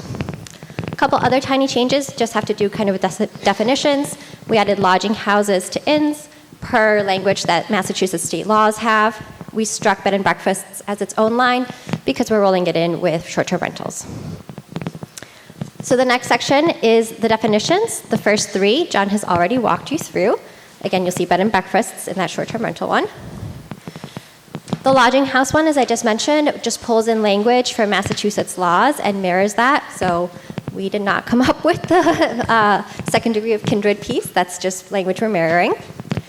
We amended bed and breakfast to specify that it's owner-occupied. Same thing with inn is owner-occupied, and that should be the primary purpose of the building. And then we get into section 4.9, which are those performance standards. So again, performance standards are additional guidelines. In this case, the goal is to prevent things like nuisances, ensure public safety, minimize reductions in the availability of long-term rentals, and preserve the character of the town's neighborhoods, particularly in residential areas. The first section, Section A, deals with the part about continuance. So if you are already in operation, you are existing, and you're owner-occupied, you have the right to continue as long as you get registered and licensed. And that's according to the bylaw that John already explained. If you are already existing, you're non-owner occupied short-term rental, and you are currently registered and licensed, then you also can continue. So currently, as of March 26, 24, you have to be registered and licensed. If there's a non-owner occupied rental that's totally flying under the radar, not complying with what's currently the rules, they would not be allowed to continue. Section B deals with that other part that's mentioned in the introduction of the performance standards around nuisances and public safety and such. The first one calls for no more than 2 adult occupants per room. Children are not counted, so you could have 2 adults and a kid. Section 2 calls for a minimum of 1 off-street parking space for each room, and then provides a special permitting process subject to the criteria of this section. So again, what would be considered is whether it's a nuisance, whether it's creating a public health, public safety challenge or anything like that. This is in recognition of the fact that the commercial areas, where some of these are bound to be, have very little parking. We're talking about State Street or like above McCusker's, that kind of thing. So you can still have one there even if you don't have a parking spot for every room. But you need to have a plan for where you're going to send your people to park, and that plan needs to not be like we're going to clog up the side residential streets or something. And then also total parking for the short-term rentals can't exceed 4 spaces. Section 3 is no loud noise, music, excessive traffic, or other disturbances shall be allowed. 4 speaks to some of, again, what John was saying. You have to have all your state and local licenses. You have to be in compliance with building and health codes, and you have to be in compliance with the general bylaw, including having somebody that can be contacted 24/7 if there's any issues. Number 5 is that you can't use the rental for commercial events unless you have a special permit. Again, subject to the terms of this Section 4.9, which is that it's not a nuisance, that it doesn't create any issues in health and safety or anything like that. The idea here is if you have a rental in a rural area, lots of land, and you want to let your guests invite their friends over and have a party during the day, that might be totally fine. That might not bother anybody. If you are trying to host weddings in a small lot downtown every weekend, it's probably an issue, and your neighbors probably want to say in that. And so that, again, opens up that special permit process so that people are notified and can have a discussion about whether it should be allowed or not. And the last one is just about outdoor lighting. It should be pedestrian in scale, pointed downward, and should be dark sky compliant. Back over to John.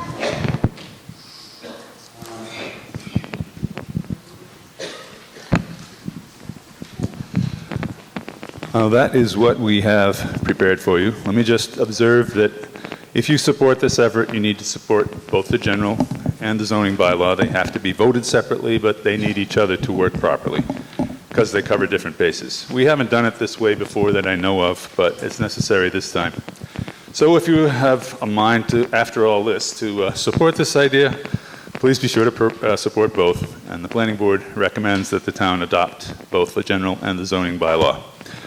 Moderator, I move that the town vote to amend the general bylaws of the town of Buckland by adding chapter 16, is that 16? 17. No, 16. Short-term rental bylaw as printed in the warrant. Is there a second? Yep, okay. Motion's been made and seconded. All right, thank you, Planning Board, for that very comprehensive overview. And aren't you impressed with our high-tech slides and everything? We haven't had slides here in like a decade, so very exciting. All right, we're now going to begin discussion on the first article. So as you've just heard a couple times, we're breaking these into two because these are different sections of our town governing documents. So the first thing we're talking about, you're on Article 24, and this creates a system in the town government for registering the businesses. So, and that has been made and seconded. And I'm turning here for questions. Yes, sir, Mr. Guyette. Herb Guyette, Pleasantbrook Road. Also the fire chiefs for both districts. Some wording I'd like to see added, because we're not part of the town, the districts, in the short-term Part 3, Section 3, Section 2, Part B. Should also add in the governing fire district to that, because there are two districts. So 2B. Section 3, Section 3, Part B, Part 2, Section B. Where it says the application shall be followed by a health inspection and certification of compliance with applicable sanitary and building, and you'd like it to say and fire codes? And fire codes. Can you literally just write and fire codes on that and hand it to me? Just because we need that in writing. So you are making a motion. Okay, never mind, it's been done here. It would also need to be added to Section 5, Part 3. Section 5, Part 3, Board of Health, Building Inspector, Fire... And fire codes. This is as roles. Fire Chief, Fire Role, Fire Department? Fire District. Fire District. Okay, so you are making a motion to add fire codes to Section 3 2B. Everybody see where that is on the piece of paper you're on? Or you don't have to follow along as long as this makes sense to you. And also to Section 5.3. Yes. Add the words fire district in between Board of Health and Building Inspector. Districts, plural, yeah? Okay. Is there a second to Mr. Guyette's motion? Okay. Motion has been made and seconded by Ms. Wilmore and many others. Is there any question about what the chief is proposing? You are just going to vote now on adding fire in these two places into this document. Yes, Mr. Gould. Can you come up here and use my mic? Sorry, but you just need to be audible. It does say duly appointed or authorized code compliance staff. Is that? Something to that effect. Two things. One is my understanding, which has nothing to do with what's printed here, that the building inspector for the town of Buckland, which is FERCog's building inspection, conducts a fire inspection during his inspections. Now that, I don't know if that's true or not, but I heard that from him. Yes. He does, but we also do, like for the schools and any other businesses, he does a building inspection with fire. We do a fire inspection also. Okay. That I was not aware of. That makes perfect sense to me, that it should be added. And the second is that in that, the second reference, yes. No, that's not the one. This is where we're at. Okay. There is a notice, a mention. Where's the second one? This is the second one. This is the first one. Okay. Fire districts. Okay, then I don't have a question. Okay. I love that. All right. Just to go on with that, the compliance, authorized code compliance of the town of Buckland. Yeah. Fire districts are not part of the town of Buckland. Understood. So Understood. Okay. Does everybody understand what we're doing here? Okay. So we're adding the fire districts because they are separate entities of government into this document where they should belong. Okay. All those in favor of the amendment? What? I thought you had asked for questions. I did. No one raised their hand. We'll go get in front of the microphone. That's how I know you have a question. Well, thank you. Your name and street, please. Okay. Yeah. Patty Smythe, 6 Pomeroy Terrace. So I would like some clarification on what exactly a short-term rental is. Not on this vote. Oh, okay. This is just about the fire thing? Correct. Oh, sorry. Yes, and what I would suggest is that you start by looking at the definitions that are on page, because my pagination is different than yours. I have a specific. 37? Okay. All right, so are you asking something about the fire? I am. Yes, Ms. Sorensen? Janice Sorensen, Depot Road.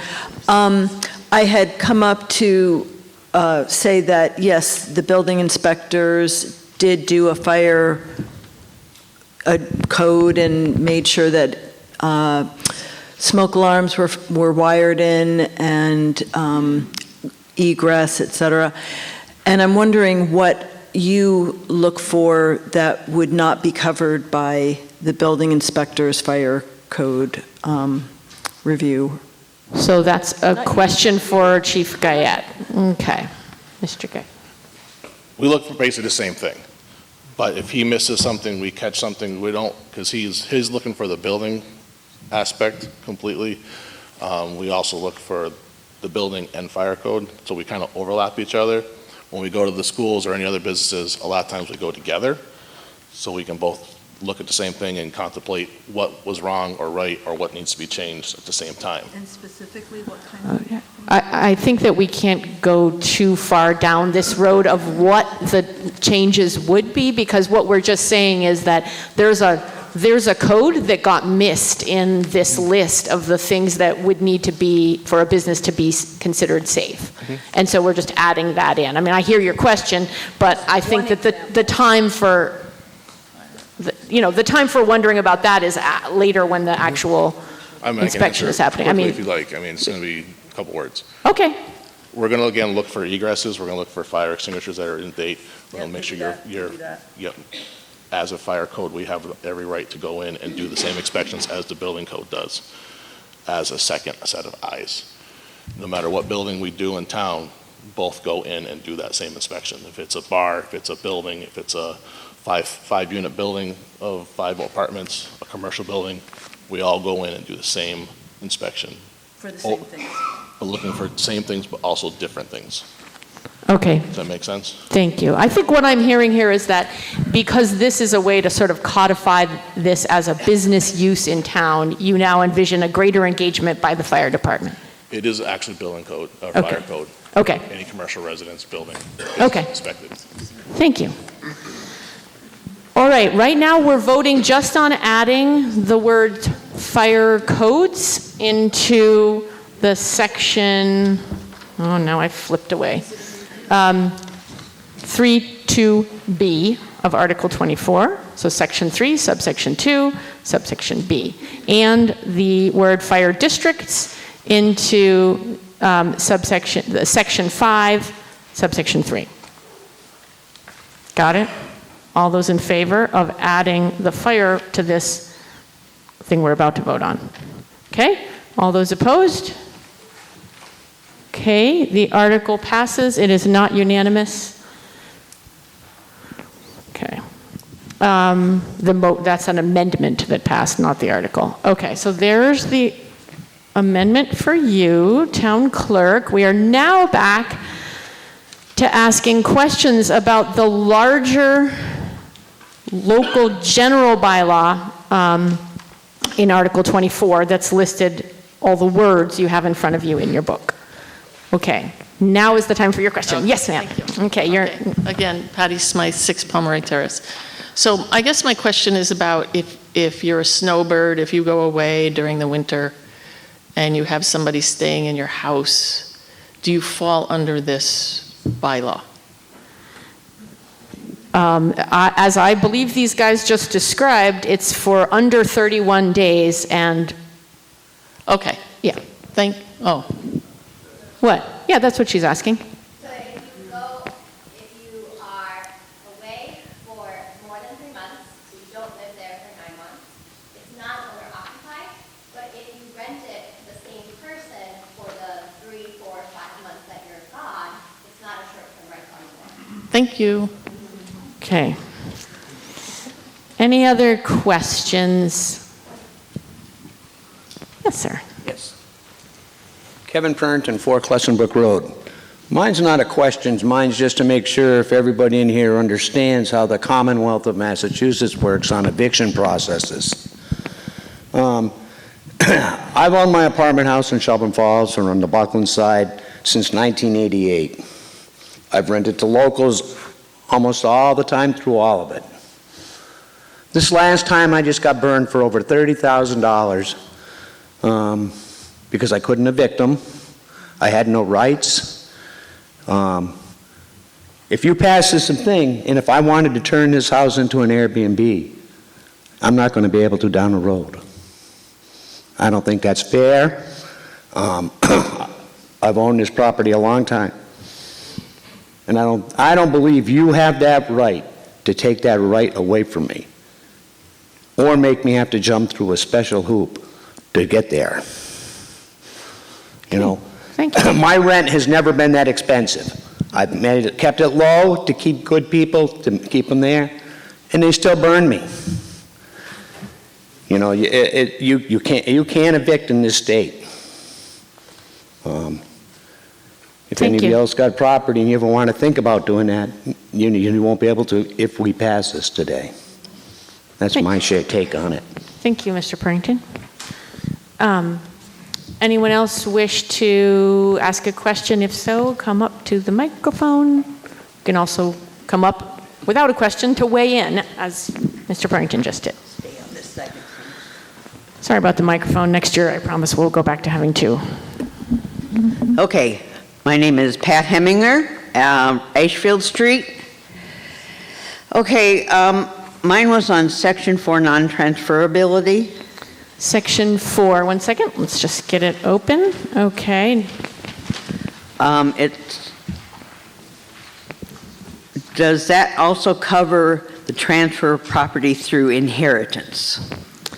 So this is on page 38, everyone, that we're looking at. And is there an answer to that question from the planning board? Yes, Adriana, what? Mr. Gould, just holler. I mean, if I die. That's not hollering. Okay, I'm not legal counsel. However, my best understanding of that is it has to be granted to the individual who is the operator, and it's not transferable whether by inheritance or any other means. But if, however, that person comes into ownership of that property, if they are then the owner, they can get that same certificate. So since my son basically runs it for me anyway, when I die and he inherits it, he would be able to still keep it as an Airbnb. Correct, yes. Okay. Oh, cool. Thank you. Make sure it's protecting my baby. Motherly love is strong. Okay. Yes, sir.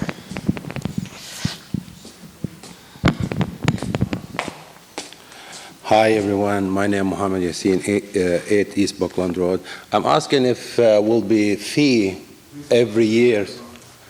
It will be fee every year and how much that will be.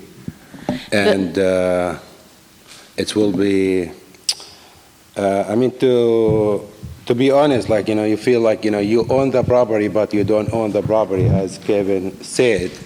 And this is not fair because, like, you know, no one owns his home. You know, and this is a problem actually we have this year for myself, because we bought the property like a couple years ago, and we really like pay, you know, like as the tax, you know, like it's how you, and you cannot evict anybody in Massachusetts. Like, you know, the tenant is always, you know, I have this problem, like they come with the tenant and like it's really hard to evict anybody. And your question is, what will the fee be to register? Yeah, first question for the fee, and the second is like, you know, feel like we not own anything. We just like, you know, we just pay mortgage to the town, and it's. Okay, thank you. We'll see if we can get an answer, because the select board would be setting the fee. The select board voted an application and an application fee 3 weeks ago.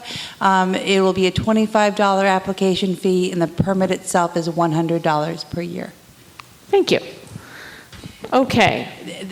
But I should note that that does not include the inspectional fees from the health inspector, or the fire inspection. So that is just the permit and application for the permit itself. For this, this article that we're talking about. Right. What we're doing here in this article is we're establishing the way you relate to the town in terms of registering with the town and having a... I just want to make sure yes. that any inspectional fee would be over and above that. And is already in existence. And it's already Right. in existence. Okay, any other questions about the general bylaw piece here? Yes. Hi, my name is Brittany Dunn. I live on Kendrick Road. I have a two-part question. I would like some clarity on the eviction pieces that were just brought up in two previous questions, just so that I fully understand that. My second question is I would like to know from the planning board about the research that you've done for this particular bylaw, and perhaps if you have examples of other towns that have done such bylaws. If you've mentioned this already, I do apologize. And how that has benefited both the landowner and the renters and the town itself. Thank you. Thank you. I'm going to answer your first question about eviction because it's not actually part of what we're debating here. Those were the comments of two people who own homes that they rent long-term to people, and there are a series of protections in Massachusetts government. There's a legal process that happens when you attempt to get a long-term tenant out, and as people have just shared, people have find it very challenging to navigate as the landlord. But it's not relevant to what we're talking about here in terms of we're not anybody who does anything or knows anything about evictions. So I just wanted to clarify. It was being mentioned as part of what makes these fellow residents feel opposed to this article. So now who wants to answer Andrea, can you just come up here and use the microphone?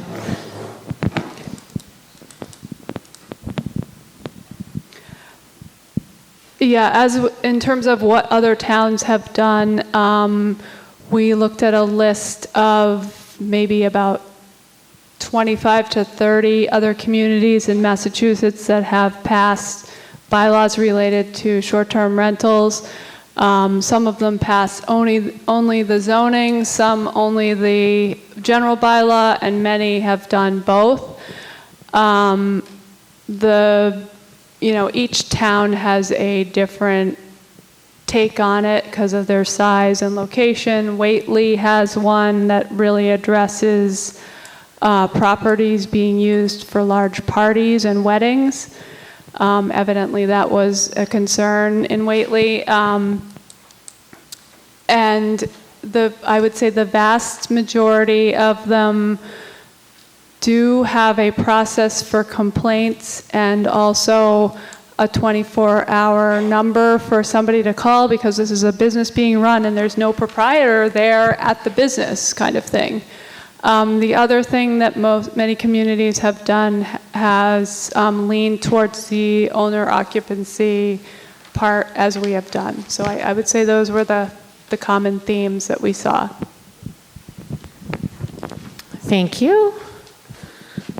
Okay.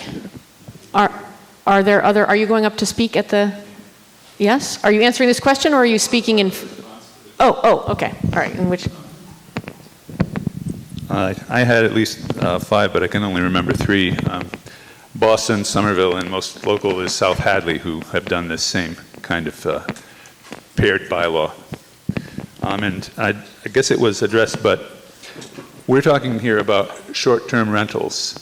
And the eviction process really has to do with longer-term rentals. And I think that most short-term rentals are done through a platform, and they have their own guidelines and rules about how people can behave and how they can be gotten out of your place. But the two are not the same. That's all.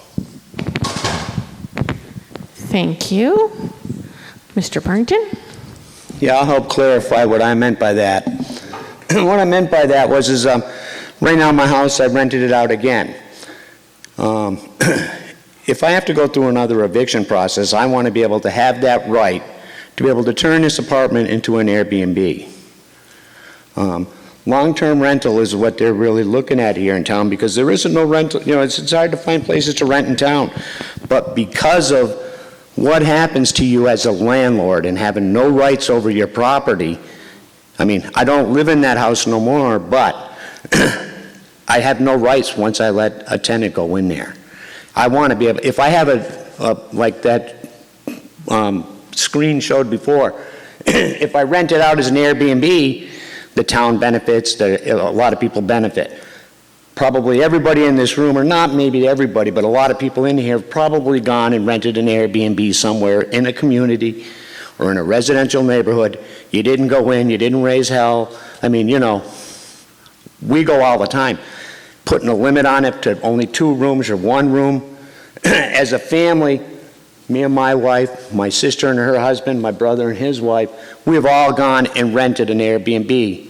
And so and then we bring our kids, we're renting a 6 or 7 bedroom Airbnb for a week. I think people still should also be able to have that opportunity to do that here too. So, Thank you. I'm just Thank you making for myself clear. clarifying. Ms. Florio? Janice Fluriel, 19 Monroe Ave. The initial compliance period, just wondering if there was somebody, say, in Mr. Purrington's situation, could they go ahead and apply for the permit? Like, when does this take effect? And would somebody in his position have a chance to, say, apply for this permit just to have it on the books or not? My understanding of how zoning bylaws work generally is that when they have the public hearing, that's the cutoff for you to be grandfathered. You can't come once you know the thing is in debate and change it. Okay. So there's very clear language in here about the date. That doesn't mean someone can't propose a different date, but what it says right here on section 6, number 2, is that if you are already inspected and permitted by March 26th, great. Okay. Then you can continue. Yes, Mr. Hoberman. Thank you. I just want to clarify that with non-owner, I mean, I don't know Mr. Purrington's situation, but with the non-owner occupied short-term rentals, special permit does permit up between 1 and 4 rooms of non-owner occupied in commercial, village commercial, and what's the other one? Historic industrial. So we are not completely barring those large-scale non-owner occupied short-term rentals from occurring in town. Thanks. Yes, sir. Mr. Gang? Hi, Jeff Gang, Upper Street. My question is about language in the zoning bylaw, but it seems like we're... No, don't ask about the zoning bylaw right now, please. Well, I want to know, I'm supposed to vote for them to, yes on both, so my vote on the first one is contingent on if it's relevant, then I will entertain it, yes. I'm just curious about the use of the word rooms. So like, I live in a house that has 4 or 5 bedrooms. Is that considered 1 room? And if so, are only 1 or 2 adults allowed to rent if I wanted to rent out my house as a short-term rental? A room is a room, right? So a room is a bedroom? A bedroom.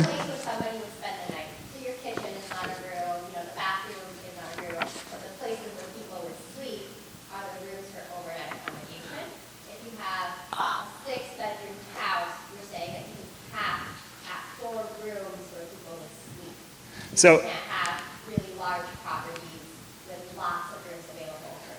So the fact that, like, let's say my house had 10 bedrooms, I would be allowed to count it as a 3 to 4 one. You would be allowed to rent out 4 bedrooms. Even though there's not like an internal division between the part that has 4 bedrooms and the other, I'm making this up, but. Right. Okay. Yeah. And then for each room, I'm required to have an off-street parking spot, but capped at 4. Is that right? Okay. Thank you. Thank you. Thanks for clarifying. Okay, people feel ready to vote on this? Okay. So, to be clear, we're voting on Article 24 as it has been amended to add in the fire district inspections. And this is the part that is not changing our zoning bylaw yet. This is creating the system where the person will register, the operator will register with the town. Okay? All right. All those in favor of Article 24, please raise your card. Okay, you can put it down. All those opposed to Article 24, raise your card. Okay, the article passes unanimously. No? Wait, what? Who's not holding their heart? Oh, sorry, Mr. Burrington. Okay, article passes. It is not unanimous. Okay. I will now entertain a motion for Article 25. Just say I move Article 25 as written in the document. Ms. Moderator, I move that the town vote to amend the zoning bylaws of the town of Buckland to allow and regulate short-term residential rentals as printed in the warrant above. Okay, the motion has been made and seconded, and it's not above, it's just in the warrant. Okay. Mr. Gould seconded it. Okay, so I think we've already heard a lot about what's in this one, but to be clear, this is the part where the zoning bylaws of the town change to say, this is a business in our town, and here's how, like other businesses, dog kennels, restaurants, this is where it can happen and how. So we will now take questions about this portion, the zoning bylaws. Yes, Chief Guyette. Herb Guyette, Cluston Road. I'd like to add the same wording to two different things here. Dang it. Part A, the compliance of operations, Section 2. Wait, just sorry, slow down. Yep. I gotta. Page 41. Page. Okay, someone's gonna give it to me written, right? Okay.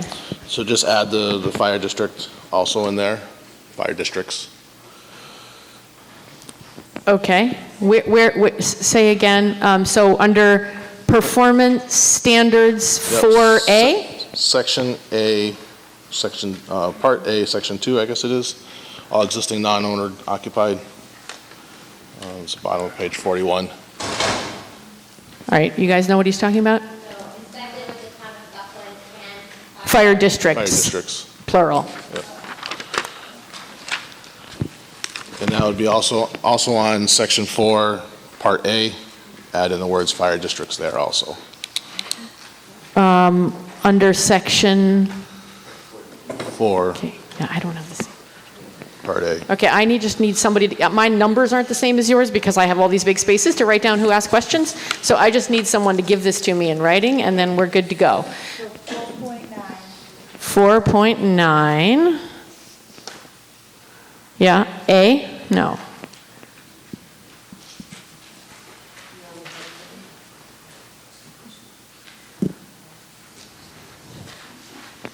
Okay, what page? 42. Okay, on page 42. Okay, ripped right out, hot off the presses. Okay, so on page 42, where it says, you can see at the top of the page, it says 2, 3, 4, and under that, there's an A, and it will say demonstrated compliance with all applicable Board of Health, fire and building code provisions, which may include application to the Board of Health and inspections by the Board of Health, building inspector, and fire department, fire district. Okay, so that's two uses of the word fire district in section A. Was there more, Chief Guyette? Yeah, I said yes. And then on the front, on page 41, under 4.9 performance standards, continuance of operation A, under number 2, that have registered and been inspected with the town of Buckland and the fire districts as of March 26, 2024. Is that right? Is that what you're asking for? Okay. I have a clarifying question about that one. This is a retroactive thing. So there are people to whom this now applies. And are you confident that the districts have inspected them already? I know they have. Okay, so then we can't add it to this because this piece, this 1, 2, whatever that is, 4.9A2, that's already looking backwards. So I think what you want is you want it to be clear that moving forward when we adopt this, the fire districts are there where they need to be. So can I withdraw that little part of yours? Okay. Okay, so right now we're going to vote on an amendment to this Article 25, which is to add the fire districts into the list of folks who need to have done the inspections, and that's on page 42. Does everyone get what I'm talking about? Okay, I'm glad you do. Okay, all right.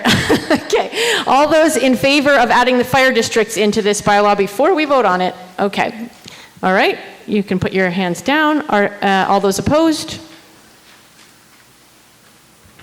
Okay, the article passes. It is not unanimous, so.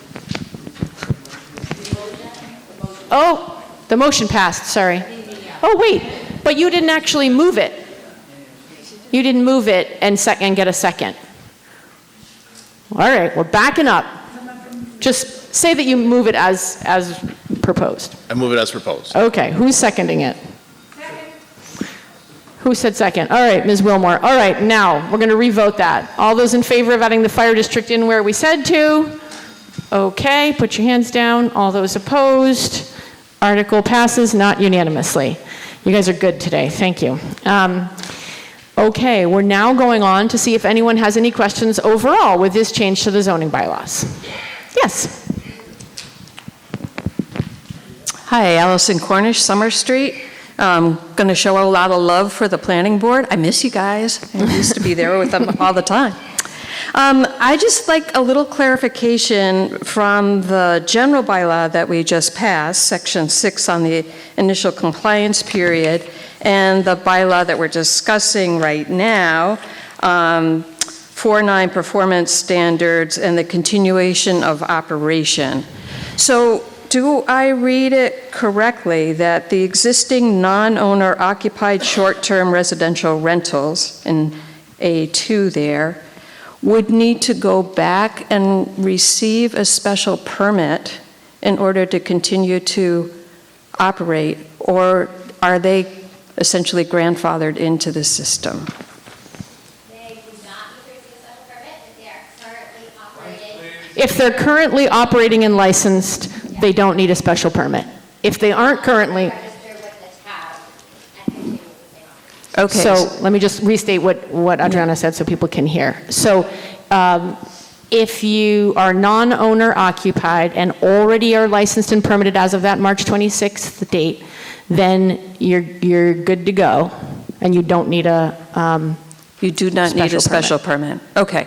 I mean, it's not applying to my personal situation. I just wanted clarification for all of us about to Right. vote. Thank you. Thank you.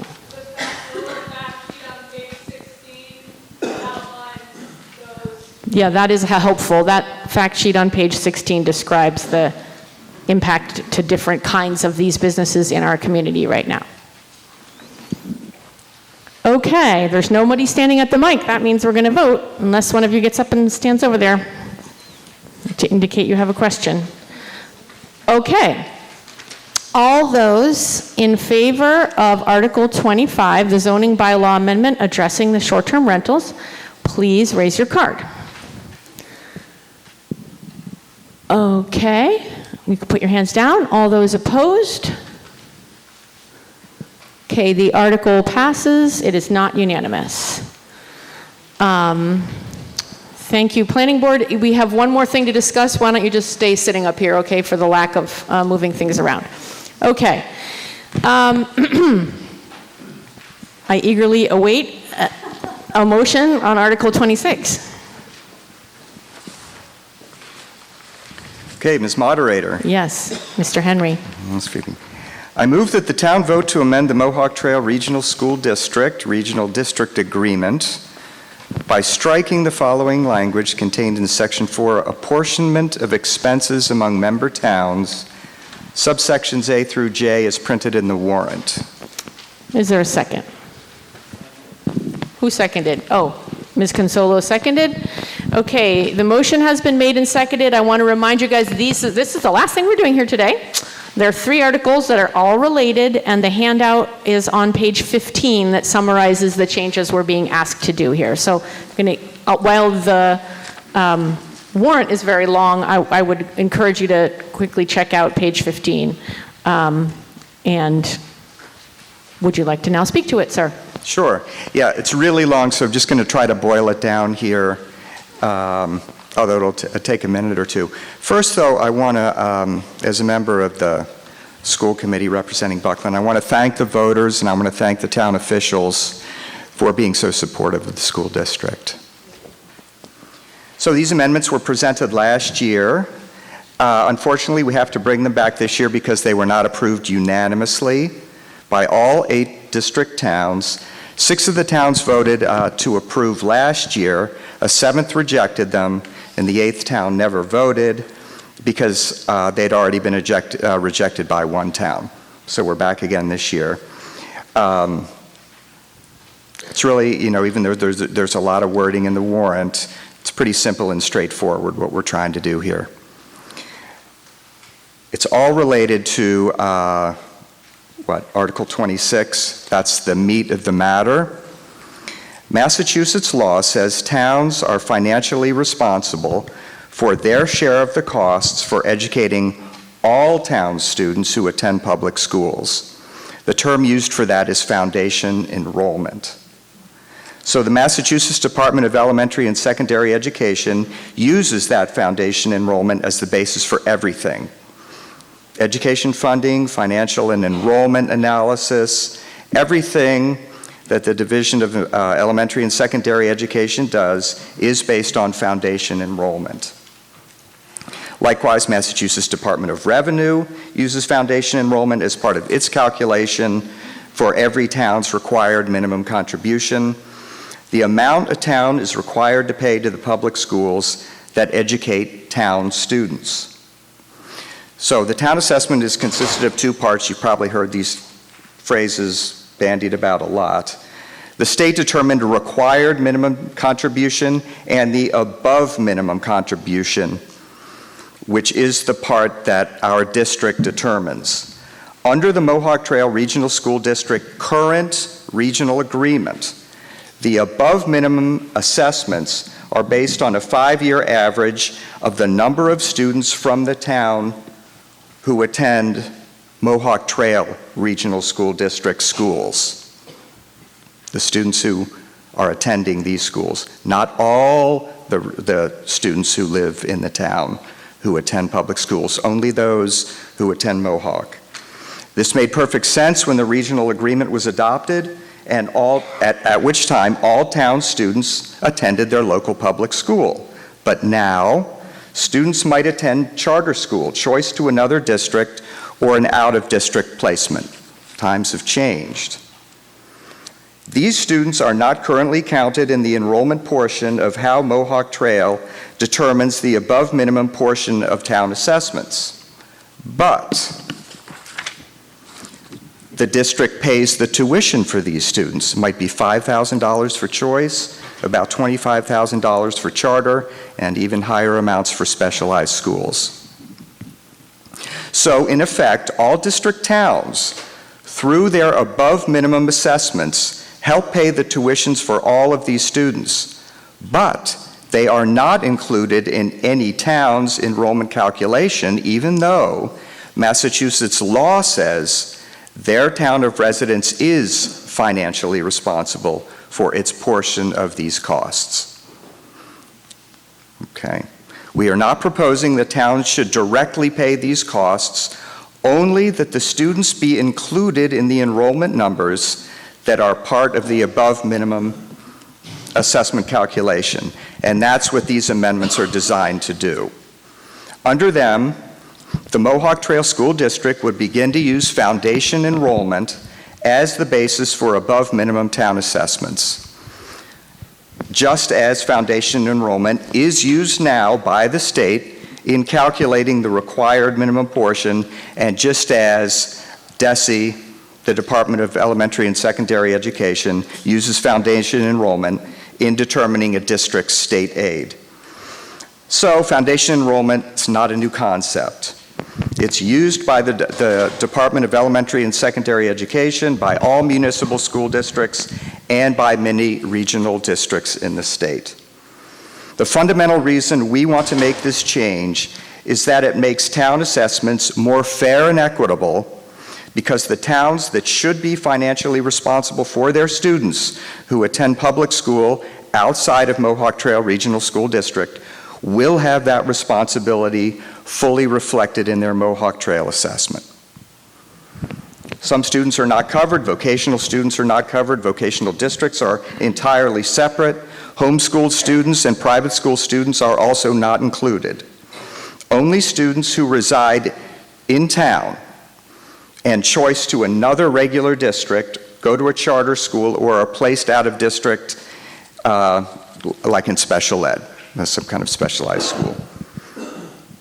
All right. Okay. A little bit more. Okay. I think everyone Sorry. gets it, but okay. Sorry.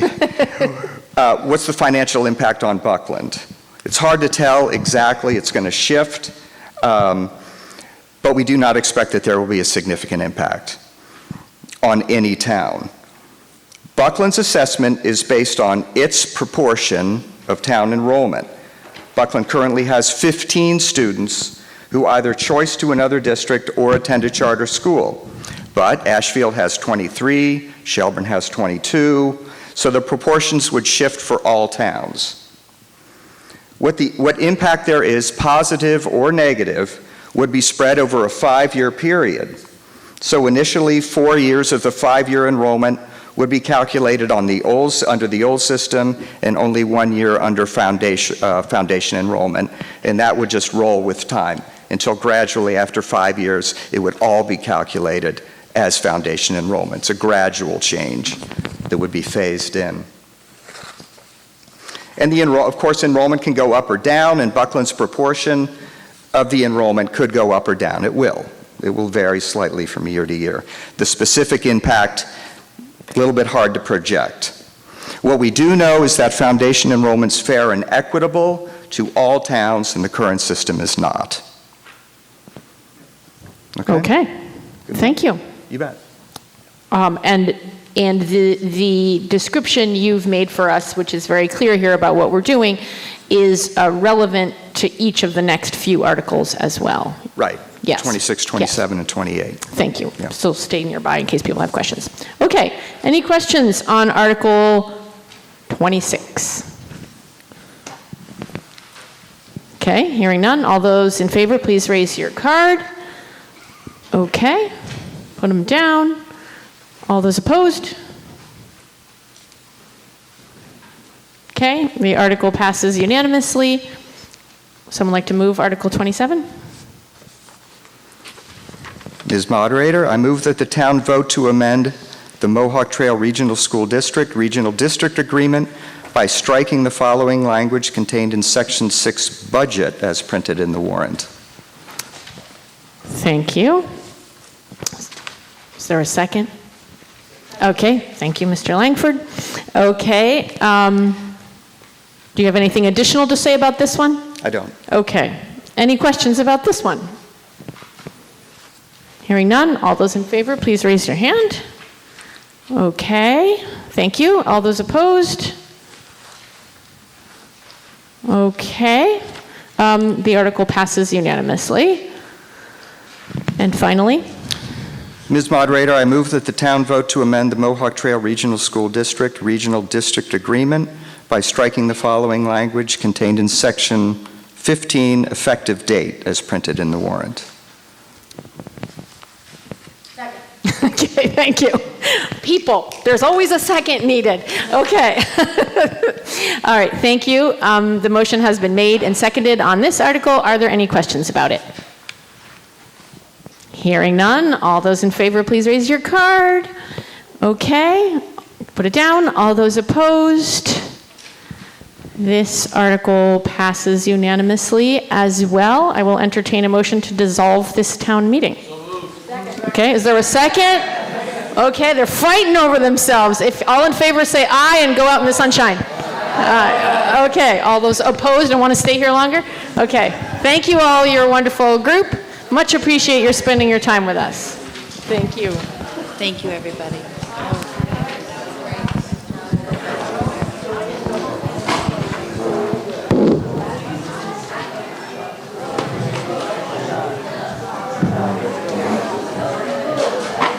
Well presented.